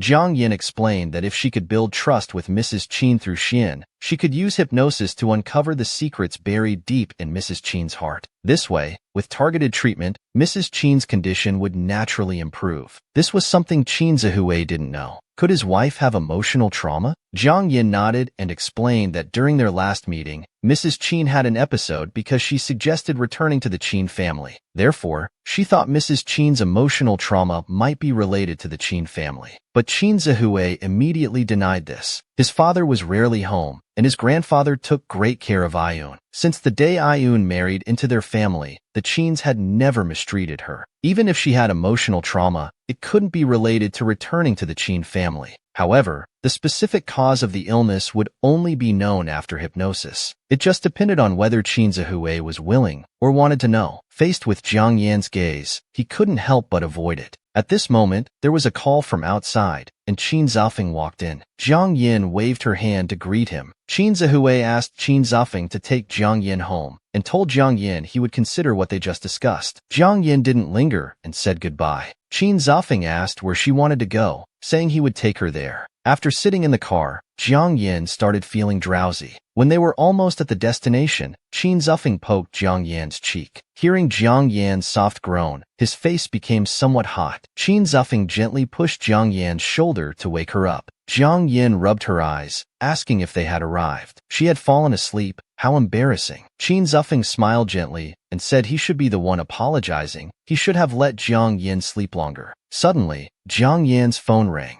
It was a call from Yin Yixiao. After hearing Jiang Yin call Yin Yixiao's name, Qin Zafeng lowered his eyes, feeling a sense of loss. Why did Yin Yixiao call her? The other side asked if Jiang Yin didn't care whether he had arrived safely at his destination. Perhaps even Jiang Yin herself hadn't noticed, but when Yin Yixiao called, her mood had brightened considerably. She didn't even need to ask, as Yin Yixiao had already called. Yin Yixiao on the other end laughed, saying she was heartless and he'd deal with her when he returned. He also said he'd be quite busy for the next 2 weeks and might not have time to call often. Jiang Yin didn't know what to say, just told him to take care of himself and hung up. After the call ended quickly, Yin Yixiao looked at his phone with a smile. Qin Zafeng only spoke after Jiang Yin hung up. He wanted to ask about her relationship with Yin Yixiao, but he swallowed his words and only told her not to work too hard. Jiang Yin smiled, thanking Qin Zafeng for his concern, and told him to be careful on his way back. After Jiang Yin left, Qin Zafeng sat alone in his car, thinking about her shy expression while on the phone earlier. He murmured Jiang Yan's name, then angrily punched the steering wheel. Then he drove away. In a bar, Qin Zafeng sat alone, drinking one glass after another. The bartender asked what was troubling him, but he wasn't willing to talk and went to the bathroom. While walking, he heard someone talking about Jiang Yin.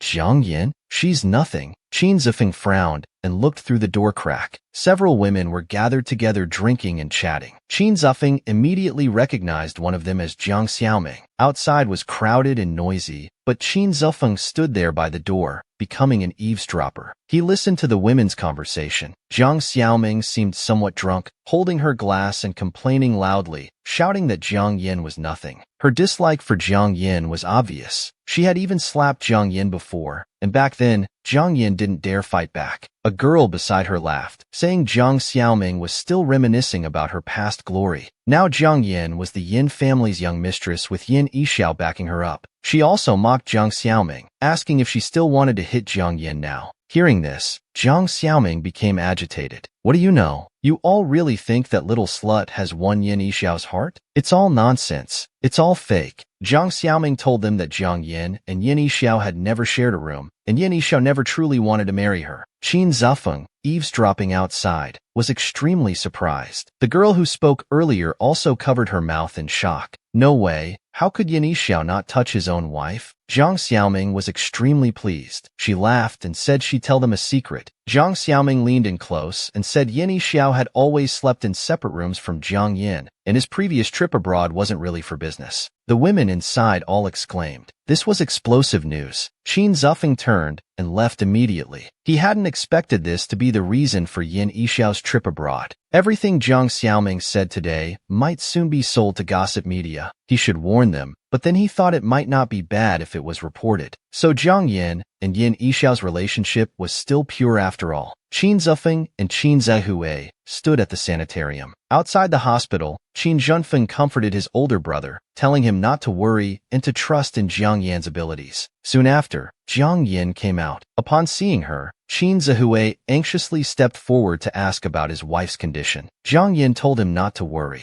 The hypnotherapy was complete, and Mrs. Qin was fine now. Qin Zihue could go see her. Hearing this, Qin Zihue strode inside. The hypnosis had consumed enormous energy, and Jiang Yin could barely stand. The weakness and fatigue were evident on her face. Just as Qin Zafeng worriedly asked if she was all right, she collapsed. Qin Zafeng quickly stepped forward to catch her, looking anxious and repeatedly calling her name. Qin Zifeng picked her up in his arms, promising nothing would happen to her. When Jiang Yin woke up again, she was lying on a large bed. Qin Zifeng was standing by the bed watching over her. Seeing Jiang Yin suddenly sit up, he worried something was wrong and told her to take it slow, explaining that she had fainted earlier. Jiang Yin said she was fine, holding her forehead and asking Qin Zifeng to just get her some water. Performing hypnosis on Mrs. Qin and sealing memories had consumed too much of her spiritual energy. Jiang Yin suddenly thought of Yin Yixiao. She couldn't help thinking how nice it would be if he were here, since he had a pure yang constitution. Then, she remembered the scene of Yin Yixiao kissing her. Jiang Yin's face turned red immediately. She scolded herself for what she was thinking, wondering if she had gone crazy. Then she heard a broadcast. The voice announced that Yin Corporation's East China executive president, Mr. Yin Yixiao, had left his newlywed wife to go abroad. Jiang Yin looked toward the sound and saw the news playing on TV. According to reliable sources, Mr. Yin Yixiao's trip abroad wasn't for business, but to be with another mysterious woman. Jiang Yin watched the news in shock. The news was revealing the real reason why Yin Yixiao hadn't returned home. He had left on his wedding night for another woman. That woman had a powerful background. She was the daughter of a British earl. They also said the couple wasn't as happy as others thought, living separately right after marriage. She lowered her head and turned off the TV directly. Qin Zifeng apologized to her, saying he shouldn't have turned on the TV. She lowered her head without speaking, just tightly gripping her hands with a poor expression. Qin Zifeng asked if she was okay. She looked up with a smile, saying no apology was needed. Her status naturally attracted rumors. Qin Zifeng was conflicted inside, but to make her see Yin Yixiao clearly, he had to do this. He told himself he hadn't done anything wrong. Another man stood at the doorway, watching Qin Zifeng comfort Jiang Yin, then called out to her. Jiang Yin was somewhat surprised. The man suddenly bowed and apologized to her, saying he had been short-sighted and misunderstood her before. Qin Zifeng called out, "Big brother," in surprise. The man thanked her for curing Ayun's illness. Jiang Yin said no thanks were needed. Ayun's psychological trauma had been treated with hypnosis to help her forget, just hoping such things wouldn't happen again. Qin Zifeng curiously asked about sister-in-law's trauma. Big brother said it was about their father. At that time, he was busy with business outside and neglected his wife. Then she fell victim to harm. That's why Ayun didn't want to return to the Qin family. Qin Zifeng was very surprised. Big brother patted his shoulder, saying this time he would definitely protect Ayun well. Jiang Yin got out of bed. The matter was resolved, and she should head back. The rest was their family business. Big brother expressed his gratitude and said tomorrow his assistant would give her a blank check to fill in any amount she wanted. Jiang Yin froze, thinking about what was said in the news. She wanted to exchange the check for a house, as she needed to move out of the Yin family home as soon as possible. Big brother agreed without hesitation, telling Qin Zifeng to find whatever house she needed. Qin Zifeng asked her to state her requirements, saying he would find her the most satisfactory house. She said it was too much trouble. Qin Zifeng blushed and said it wasn't trouble at all. 3 days later,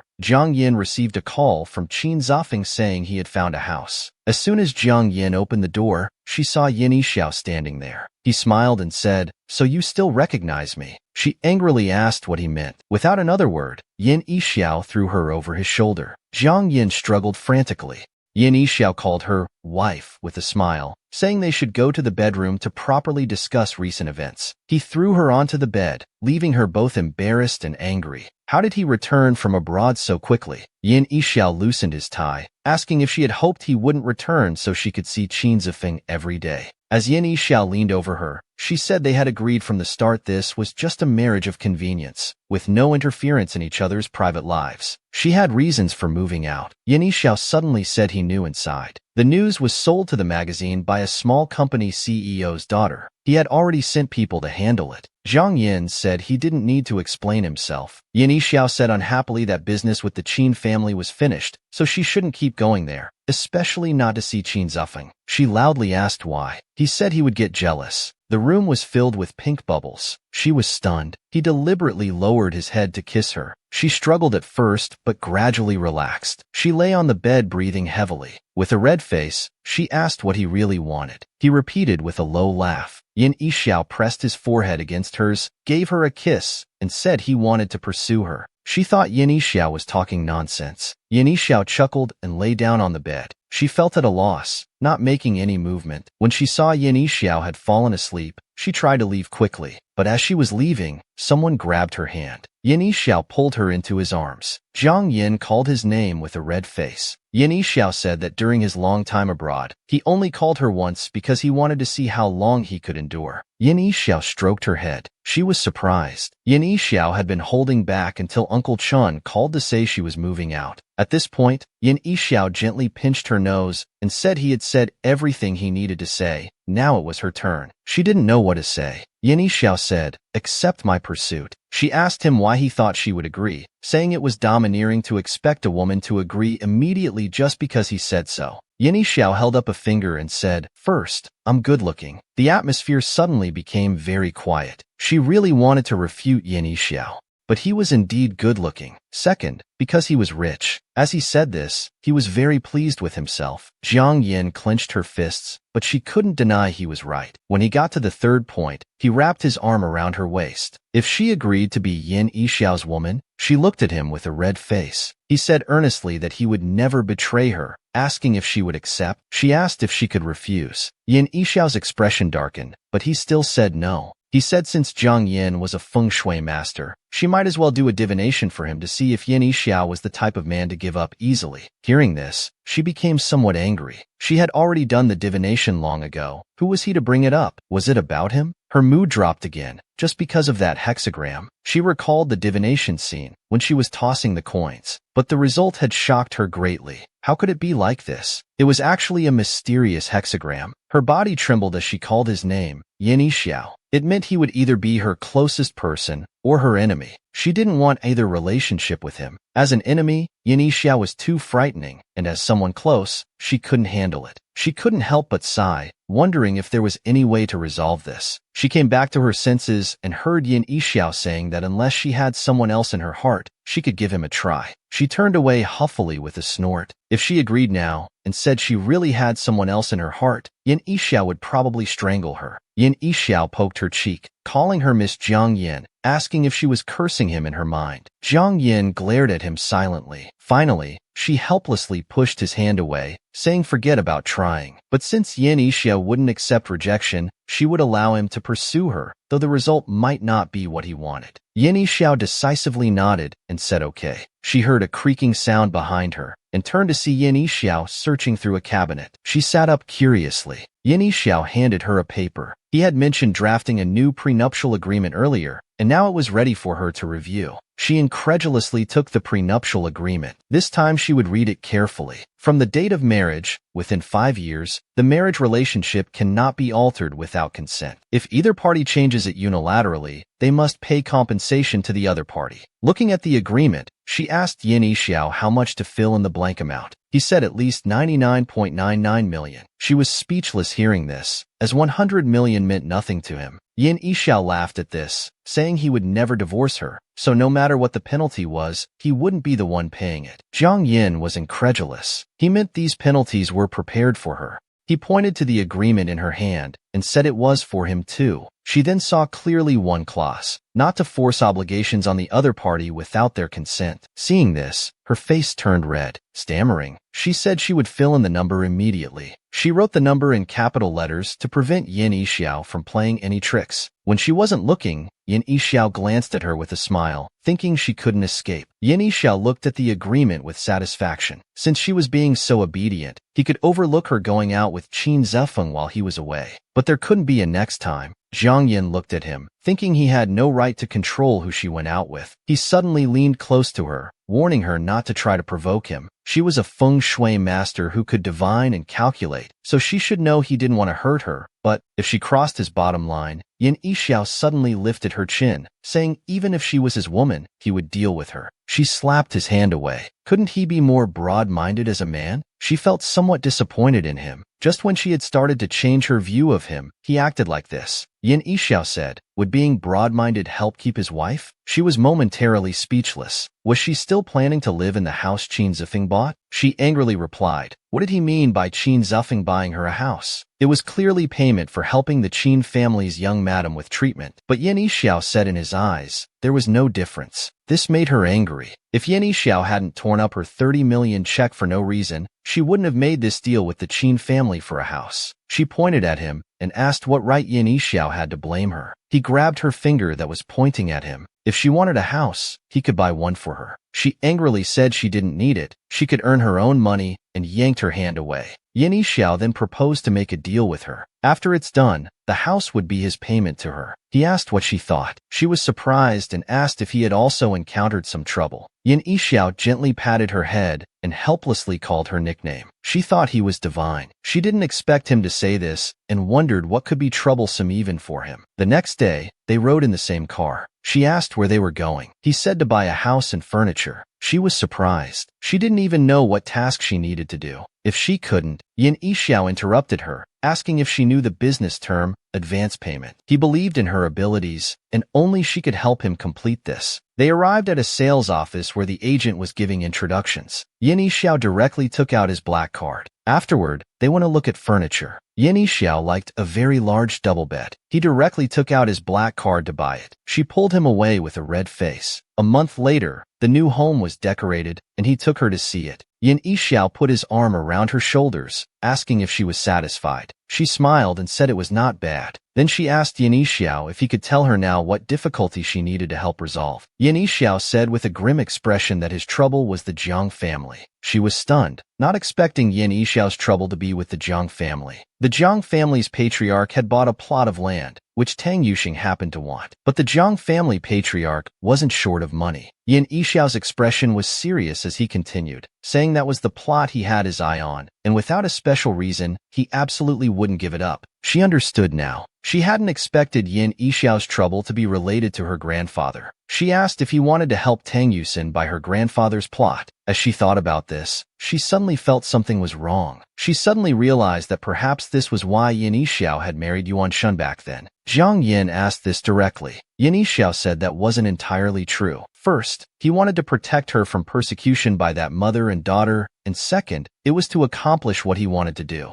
She calmly pushed Yan Yixiao's hand away, saying she understood, feeling that uncomfortable sensation in her heart again. Yan Yixiao grabbed her shoulders, saying she didn't understand. At first, he had no other intentions, but after spending time with her, Yan Yixiao found himself falling for her. He turned her to face him, somewhat blushing, saying he had already confessed to her. Yan Yixiao said this very affectionately. She didn't know when he had ever confessed to her. Yan Yixiao said he called her wife, bought her a house, opened a Feng Shui shop for her, and got her whatever she wanted. He had clearly shown he was pursuing her. Yan Yixiao smiled and asked if that didn't count as a confession. Hearing this, she didn't know what to say, but it was indeed true. She lowered her head, finally realizing how much Yan Yixiao had done for her. Yan Yixiao suddenly gently caressed her face, asking what she was thinking. She said she was wondering how long Yan Yixiao's novelty with her would last. Yan Yixiao kissed her forehead, saying she probably wouldn't believe forever, but she could wait and see. She nervously turned her head away, saying she understood, but it was late. Why wasn't Yan Yixiao going home? Yan Yixiao looked down and asked where he should go. She told him not to say he wasn't planning to return to the Yin house tonight and intended to stay here. Yan Yixiao patted Zhang Yan's head, saying his wife was still so innocent. Zhang Yan pointed at the door and shouted for Yan Yixiao to go back to the Yin house. He simply turned and said he was going to take a shower. Zhang Yan shouted Yan Yixiao's name. Yan Yixiao suddenly stopped, turned around and told Zhang Yan he wanted to show her something. Then he took out the marriage agreement. Zhang Yan didn't know why he was showing her this. He told her to look at the breach of contract penalty. Zhang Yan was shocked. The penalty clause showed 999.9 billion. Wasn't it written as 10,000 before? Zhang Yan grabbed Yan Yixiao's clothes, calling his name, saying he had tricked her again. Yan Yixiao easily caught Zhang Yan's waist, saying she hadn't read carefully when signing the agreement, then laughed. Zhang Yan said Yan Yixiao had altered the agreement privately. It wasn't legally binding. Yan Yixiao said smugly that this was Zhang Yan's agreement, and she could take it to a law firm to ask if it was legally binding or not. Zhang Yan pushed away Yan Yixiao's hand, stepped back, saying she would definitely verify it, but Yan Yixiao must return to the Yin house now. Yin Yixiao turned around saying he was tired from the day and was going to shower and sleep. Zhang Yin angrily called out Yin Yixiao's name. Yin Yixiao laughed happily. The next day, Yin Yixiao and Zhang Yin went out together. Zhang Yin couldn't help but yawn. Didn't sleep well last night? Zhang Yin said it was all because of Yin Yixiao. Yin Yixiao said he hadn't done anything. He really hadn't done anything, even voluntarily slept in the guest room. But Zhang Yin was afraid he might sneak attack in the middle of the night, so she didn't sleep all night. Yin Yixiao leaned down and told Zhang Yin he actually wished it was because he had done something. Then Yin Yixiao put his arm around Zhang Yin's shoulders as they went shopping together. Zhang Yin asked what he wanted to buy. He said it was for Zhang Yin. She looked at him puzzled, not knowing what he wanted to buy for her. He explained to Zhang Yin that in a few days it would be Zhang Xiaoming's 18th birthday party, which was also the last day of their one-month agreement. They needed to buy some clothes to make a grand appearance. Zhang Yin smiled at this, surprised by the request. She said she would definitely prepare an adult gift for him. Yin Yixiao looked at Zhang Yin, looking forward to her performance. Zhang Yin suggested they go choose clothes together. At the store,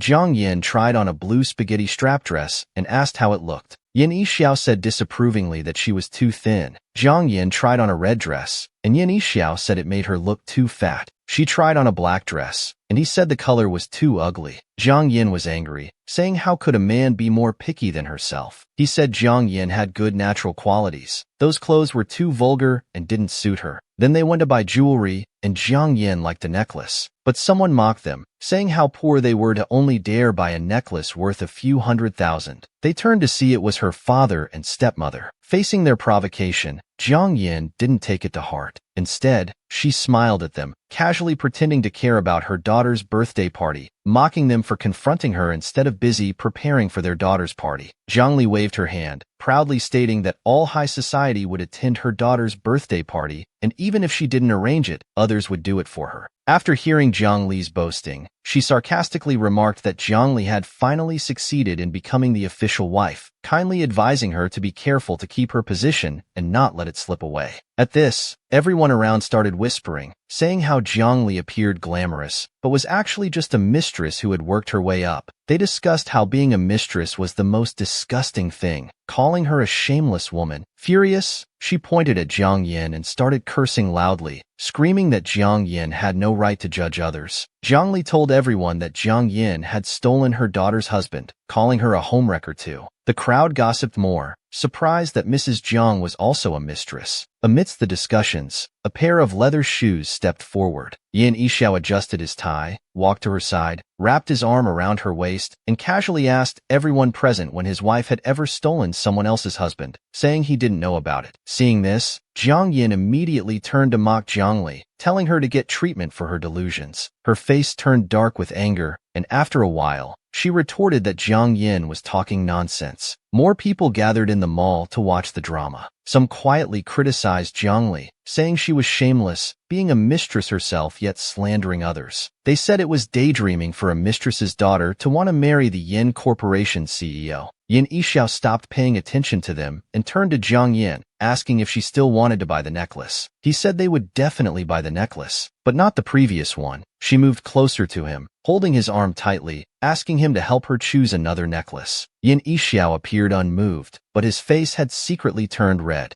Zhang Yin continued to act coquettishly with him, making his face even redder. Perhaps seeing Yin Yixiao's unnatural expression, she asked sweetly if he was reluctant to spend the money. Hearing this, he immediately held her waist tighter and said in a slightly hoarse voice that he would spare no expense for her. After saying that, he kissed Zhang Yin. People around saw this scene and immediately got excited, taking out their phones to take pictures while commenting on how much CEO Yin doted on his wife. Seeing this, Zhang Li gritted her teeth and silently swore to make them pay. Yin Yixiao stroked Zhang Yin's head while she leaned against him. He smiled and said they would go buy the necklace together. She responded with a blushing face. So, they walked to the counter and asked the sales assistant for recommendations. The assistant brought out a priceless necklace and enthusiastically introduced it to Zhang Yin, saying it was the store's best diamond necklace and matched her temperament perfectly. She asked about the price. The sales assistant quoted 8 million, and she agreed to buy it without hesitation. At this moment, Zhang Li came over to intercept. The sales assistant looked at her awkwardly, explaining there was only one necklace and Zhang Yin had claimed it first. But Zhang Li was rude, saying she had her eye on this necklace yesterday and blamed the sales assistant for having a poor memory. The sales assistant was very troubled. At this point, Jiang Yin asked Zhongli if she really had to compete for this necklace. The other party sneered, saying she wasn't competing. She had seen it first yesterday, and Jiang Yin was just too late. She handed a card to the sales assistant, asking her to wrap up the necklace. Jiang Yin interrupted, offering 8.5 million. Zhongli was provoked and offered 9 million. At this point, Jiang Yin's husband became displeased. She immediately moved closer to her husband, saying she just wanted to abandon Jiang Yin. The man didn't argue with her, but wouldn't allow her to raise the price further. Zhongli immediately kissed his cheek. The man blushed but didn't say anything. People around who saw this covered their mouths, saying how disgusting the mistress was. Jiang Yin tugged at Yin Yixiao's arm, acting cute and saying she really wanted that necklace. Yin Yixiao stroked her head, telling her to buy it if she wanted it. But she said, wouldn't it be wasteful to continue bidding against Zhongli, since the necklace wasn't even worth 9 million? Yin Yixiao lovingly called her silly, saying if he couldn't even buy her a necklace, what did she marry him for? Hearing Yin Yixiao say this, she turned to the sales assistant and raised the price to 20 million. Zhongli immediately raised it to 21 million. She secretly smiled and told Zhongli the necklace was hers, deal at 21 million. The onlookers were confused about why Jiang Yin gave up so easily. She turned to ask the sales assistant if they had received a new set of jewelry worth 100 million, saying she wanted to buy that set. The sales assistant immediately went to package the necklace for Jiang Yin. Zhongli was shocked beside them, knowing she could never afford jewelry worth 100 million. Yin Yixiao held Jiang Yan's shoulders and said 100 million was nothing as long as she liked it. People around immediately started teasing that CEO. Yin really spoiled his wife. Zhongli was too angry to speak. Then Jiang Yin smiled and told her, actually, she never wanted that diamond necklace. Zhang Li's face grew darker. Jiang Yin had deliberately chosen the 8 million necklace to make Zhang Li bid against her. She mocked Zhang Li, asking if she felt bad about spending over 20 million on a necklace worth only 6 million. Zhang Li was furious and asked how she knew she would keep raising the price, wondering if she could tell fortunes. Then she smiled and asked if Zhang Li didn't know that she was the owner of Tianyin Feng Shui House, and her profession was being a feng shui master. People around immediately agreed, praising her abilities. After buying the necklace, she left arm in arm with Yin Yixiao. When the sales assistant asked Zhang Li about payment, the man awkwardly asked the sales assistant if they could get another discount. People around mocked them, saying they shouldn't bid if they couldn't afford it. Meanwhile, Jiang Yin and Yin Yixiao had returned home. When Jiang Yin heard him call, she turned around and was pressed against the wall. Yin Yixiao looked at her and said, "You were calling me husband earlier. Let me hear it again now." Jiang Yin froze at his words. Yin Yixiao kissed her face and playfully called her wife. She suddenly realized and hurriedly explained that she only did that earlier to anger Zhang Li. But Yin Yixiao wouldn't let her off, asking her to call him husband again. Jiang Yan's face turned red. He deliberately threatened Jiang Yan, saying if she didn't call him that, he wouldn't let her go today. Yin Yixiao called her wife again, making her face flush red. Seeing Jiang Yan like this, Yin Yixiao chuckled softly, then lifted her face and kissed her. When Yin Yixiao finally released her, she was red-faced and breathing heavily. Yin Yixiao smiled and pulled her into his arms, saying he loved her more and more. She became embarrassed and angry, playfully punching his chest, telling him to stop laughing. But Yin Yixiao laughed even more happily.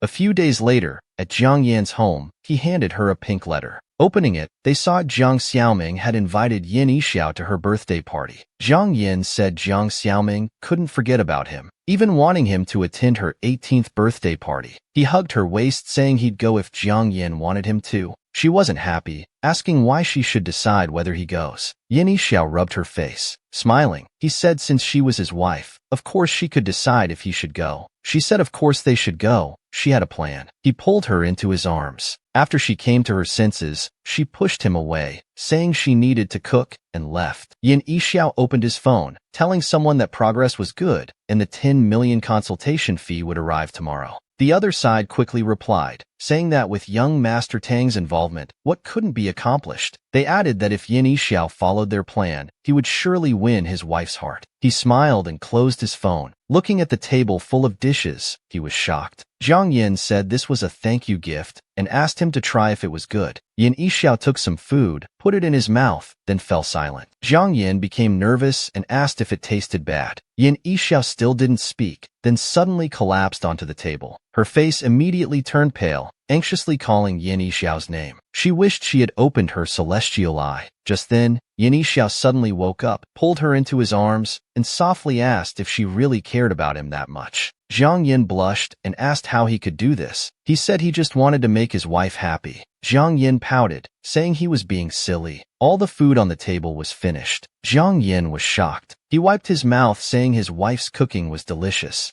She smiled and said, "Don't think saying that will get you out of washing dishes." He couldn't believe it. He had to wash dishes? Zhang Yin said it was fair. She cooked. He washed. He looked at the dishes like facing death, then walked into the kitchen. She cheered for CEO Yin from behind, then heard noises from the kitchen. She hurried to check and saw him with one hand in his pocket, using the other to throw the dishes into the garbage bin. She rushed over asking what he was doing. He said he was cleaning up the dishes. She looked at him speechlessly, asking who throws dishes in the garbage bin. He replied that he was good at making money, yet was being made to wash dishes. Zhang Yin quickly pushed him out of the kitchen. The next morning, the doorbell rang early. Zhang Yin rubbed her eyes and went to open the door. She saw him standing there with several makeup artists. At his command, the makeup artists approached her, and after some time, the makeup artist told him they were ready. He looked up and saw Zhang Yin dressed up beautifully, staring at her in awe. Asked if she looked good. He walked over, took her hand, and said, "Princess, please let me be your knight tonight." They arrived at Xiaoming's birthday party. The host was speaking with flowery words. Xiaoming talked about her tragic past experiences, and as she spoke, tears started flowing. Zhangli went over to embrace her daughter, comforting her, telling her not to be sad. Everything would get better. Suddenly, a glass was thrown. Xiaoming screamed. Looking at Zhang Yin, who was incredibly beautiful, she told Xiaoming to stop, saying it was disgusting. People around started discussing, saying wasn't Zhang Yin kicked out of the Zhang family? How dare she come to Xiaoming's birthday party? Zhang Li ran over, pointing at her, asking if she came to cause trouble. Zhang Yin threw down a DNA test report, saying it was a big gift for Zhang Li. Xiaoming's father picked it up and looked, shouting in shock that Xiaoming wasn't his child. Zhang Li immediately went over, telling the man not to be fooled by Zhang Yin, saying she was using fake reports to deceive people. She called for security to throw Zhang Yin out. At this moment, Old Master Zhang shouted, "Who dares?" People around discussed in shock that Old Master Zhang would actually protect Zhang Yin. Yin Yixiao walked to his side, asking if he missed the good show. He smiled and said of course not. Then he crouched beside Old Master Zhang's legs, happily calling him Grandpa. The Old Master patted his head, calling him Yin Yin. The man quickly walked over. The Old Master immediately interrupted what the man was about to say, telling him not to call him father anymore. He had made a will, and Zhang Yin was the sole heir. Upon hearing this, the man immediately protested, saying he was the Old Master's real son. The Old Master patted Zhang Yan's head, saying if it weren't for her, he wouldn't have woken up. The man, humiliated and angry, immediately slapped Zhang Li.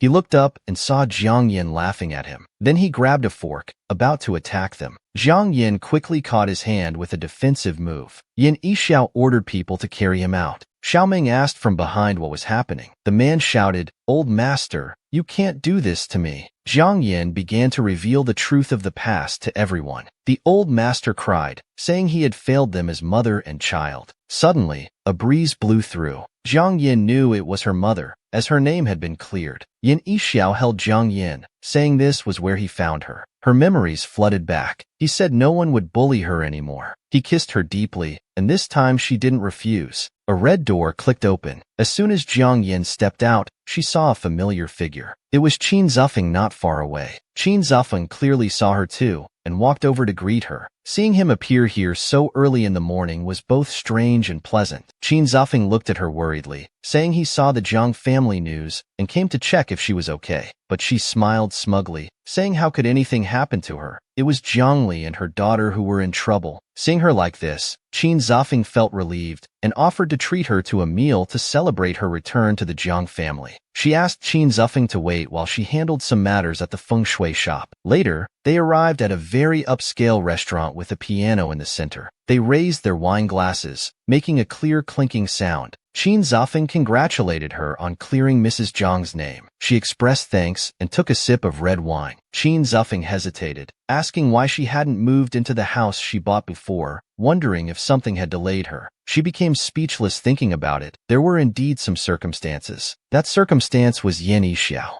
His image appeared in her mind. Knowing she couldn't move in yet, Qin Zafeng seemed disappointed. She suddenly felt something was off. How did he know she hadn't moved in? It turned out there was a vacant spot opposite her house, so Qin Zafeng had bought it. He had wanted to be her neighbor but was disappointed to find she hadn't moved in. She expressed that this disappointed her. Halfway through the meal, Qin Zafeng suddenly stood up. She looked at him puzzled. Qin Zafeng stopped in front of the piano. He played the piano elegantly, intending to dedicate this piece to his beautiful one. His technique was excellent, producing beautiful and melodious piano sounds. Soon he received praise from many guests. A little girl complimented how beautifully he played. Some praised his master-level skills, saying it was their first time hearing such beautiful live piano music. After finishing the piece, Qin Zafeng closed the piano lid. He stood up gracefully as applause erupted around him. After returning to his seat, Jiang Yin marveled at Qin Zafeng's musical accomplishments, realizing she had underestimated him before. He blushed slightly and thanked her. As they chatted happily, someone captured the moment on their phone. News quickly spread online, extensively covering how Qin Zafeng performed for Mrs. Yin, and how the Yin group's young madam was favoring the Qin family's second son. They even suggested there was an affair between them. Seeing the news, his smiling face immediately darkened as he stared at the tablet without saying a word. The secretary beside him asked worriedly about the situation. He just put down the tablet, held his forehead with one hand, and then waved for the secretary to leave. The secretary could only leave the office. Yan Yixiao was terrifyingly calm. Normal people would be angry when such rumors spread. He cast a cold glare, his eyes filled with rage. He definitely couldn't let this go easily. That evening, when Jiang Yin arrived home, she found Yan Yixiao sitting on the sofa smoking, not saying a word. She wondered why he hadn't turned on the lights in the living room. Seeing her return, Yan Yixiao extinguished his cigarette. Then he strode to her front. She wondered what he was going to do. He suddenly grabbed her waist. She was startled and couldn't help but cry out, not understanding what was happening. Yan Yixiao carried her to the bedroom door. This made her panic, and she hit his chest, cursing at what madness had gotten into him. But seeing his cold face, her heart sank, feeling something wasn't right. This wasn't like the usual Yan Yixiao. Had something happened? Entering the bedroom, he threw her onto the bed. Then he climbed onto the bed himself. She fearfully asked him to wait. He grabbed her wrists and pinned her to the bed. It seemed he had been too gentle with her before, making her forget her place. His words made her very angry, suspecting he had gone mad. He angrily said he was indeed mad, then pressed down on her firmly. She fearfully patted his back, angrily telling him not to touch her. In desperation, she grabbed his hair. Feeling the pain, Yan Yixiao raised his head. She covered her chest with both hands, telling him to stay away. His eyes blazed with fury, angry that she wouldn't let him touch her yet could laugh and chat with Qin Zafeng. She quickly explained that Qin Zafeng had helped her before. His brother was her client, and there was nothing wrong with having a meal with him. Instead, he was being paranoid and acting crazy. Yan Yixiao gripped her throat tightly, preventing her from speaking further. This feeling of suffocation terrified her. It seemed as if he wanted to kill her. His grip grew stronger, making it harder for her to breathe. He suddenly released his hands. Jiang Yin kept coughing, tears streaming from her eyes. There were still marks on her neck from where he had gripped her. He suddenly leaned down to kiss her, biting her lip.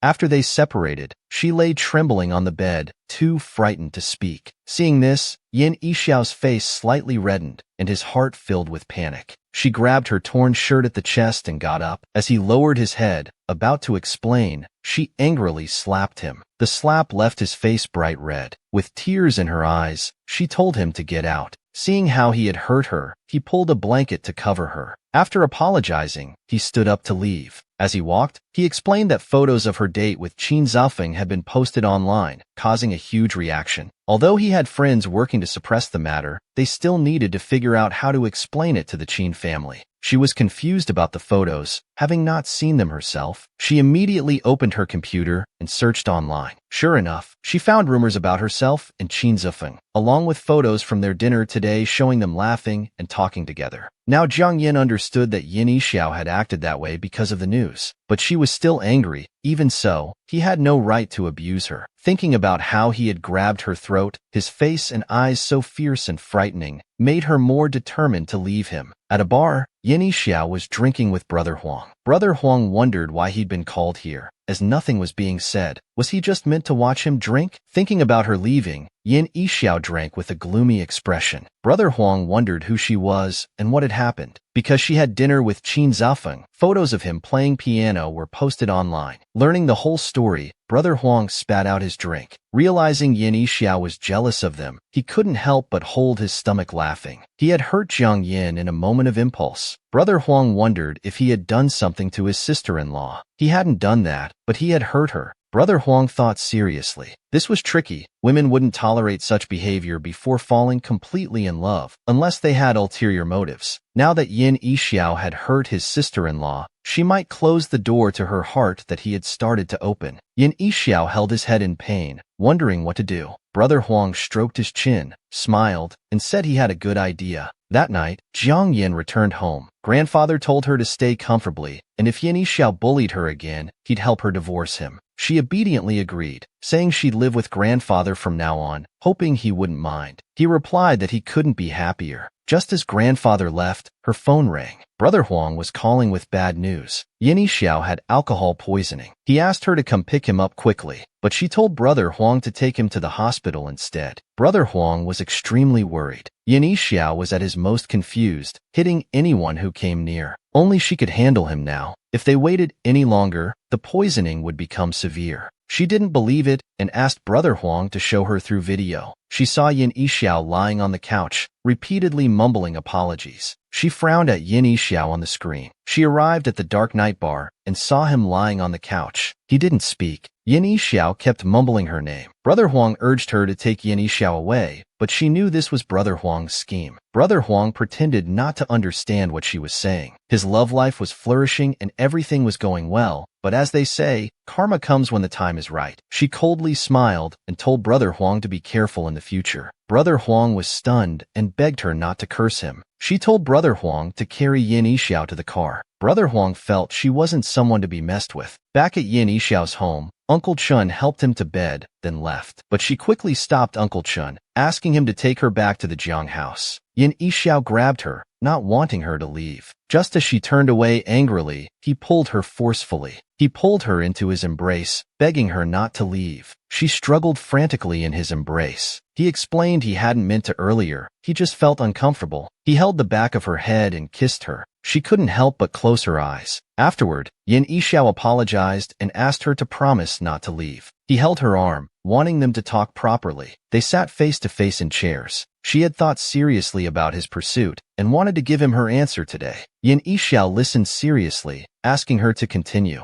Jiang Yan's answer was to reject his pursuit. Instantly, Yin Yixiao's gaze turned sharp. He clenched his fists tightly. He closed his eyes, responded briefly, then got up to leave. Watching his back, she didn't know what to say. Yin Yixiao asked Uncle Chun to take her home, then closed the door. She hadn't processed it yet. This was how it should be, but she couldn't feel happy about it. Back at grandfather's house, as she stared blankly out the window, grandfather wheeled himself in and immediately noticed her unhappiness. But she denied it, assuring grandfather she was happy staying there. He patted her head, wanting to tell her about Yin Yixiao's past. She was curious about his past. Grandfather became very serious. He told Jiang Yin that he was an illegitimate child, and his mother was Uncle Yan's mistress. But Yin Yixiao's mother couldn't stand the loneliness and got involved with other men. Once, when Uncle Yin went to see his son, he caught her with another man and beat her severely. He had provided them with the best food and care, yet she did such things behind his back. Yin Yixiao's mother denied it, But Yin Bobo was so angry he wanted to beat her to death. He felt there was nothing to discuss. Since she was so desperate for Min, he would help her with that. Then he handed her over to his bodyguards, telling them to serve her well. Yin Yixia witnessed everything clearly.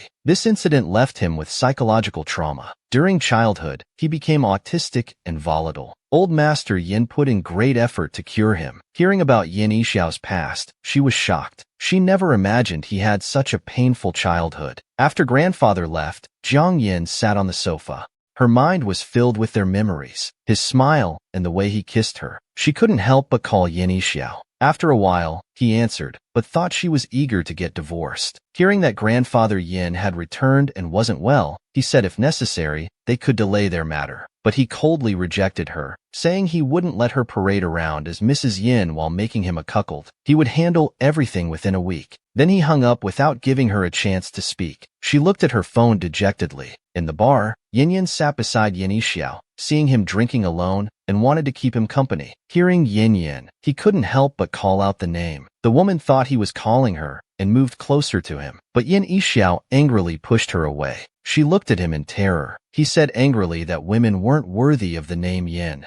The woman started crying, feeling hurt, but Yin Yixiao remained unmoved, just shouting at her to get lost. Yin Yin ran away frightened. Yin Yixiao bent over, holding his forehead. Suddenly he heard the sound of high heels. Thinking it was another woman approaching, he raised his head angrily, ready to tell her to get lost. But he saw Jiang Yin standing before him. With hands on her hips, she said if he wanted her to leave, she would. Before she could move, Yin Yixiao grabbed her waist. He pulled her into his arms, saying he wouldn't let her run away. She shyly asked him to let her go, but he lowered his head. He kissed her. After the kiss, Yin Yixiao said that what he said before wasn't sincere. Jiang Yin hugged him tightly, saying she knew. But unexpectedly, the next moment, he groaned and collapsed. She panicked and anxiously called his name. In the Yin mansion at night, Yin Yixiao lay unconscious on the bed. She gently caressed his cheek. At that moment, he suddenly woke up and was surprised to see she hadn't left. She said she would let it slide since he was sick, but he couldn't do things she disliked anymore. Before she could finish, he hugged her tightly and promised he would never do it again. Her heart finally settled. She told him to take a shower first since he was covered in sweat. Jiang Yin left his change of clothes outside. Unexpectedly, he came out naked. His appearance made her angry and embarrassed, but he sweet-talked and teased her, saying he wanted them to be real husband and wife. After his heartfelt confession, she hesitantly accepted, and they kissed. Early the next morning, Jiang Yin woke up and didn't see Yin Yixiao. She was about to get out of bed to find him, but as soon as she stepped down, she found flower petals scattered on the floor. The petals formed a path leading outside the door. She curiously followed the petals downstairs. Family and friends were waiting downstairs. While she was wondering what was happening, Yin Yixiao knelt on one knee, held her hand, and said he was willing to change for her and correct his bad habits. Then he took out a diamond ring and asked her to give him a chance. She was shocked. The family and friends joined in the excitement. She felt somewhat shy, but he promised that if he made mistakes again, he would accept losing her forever as punishment. Jiang Yin emotionally accepted his proposal. She put on his ring. They embraced and kissed, promising to stay together for life.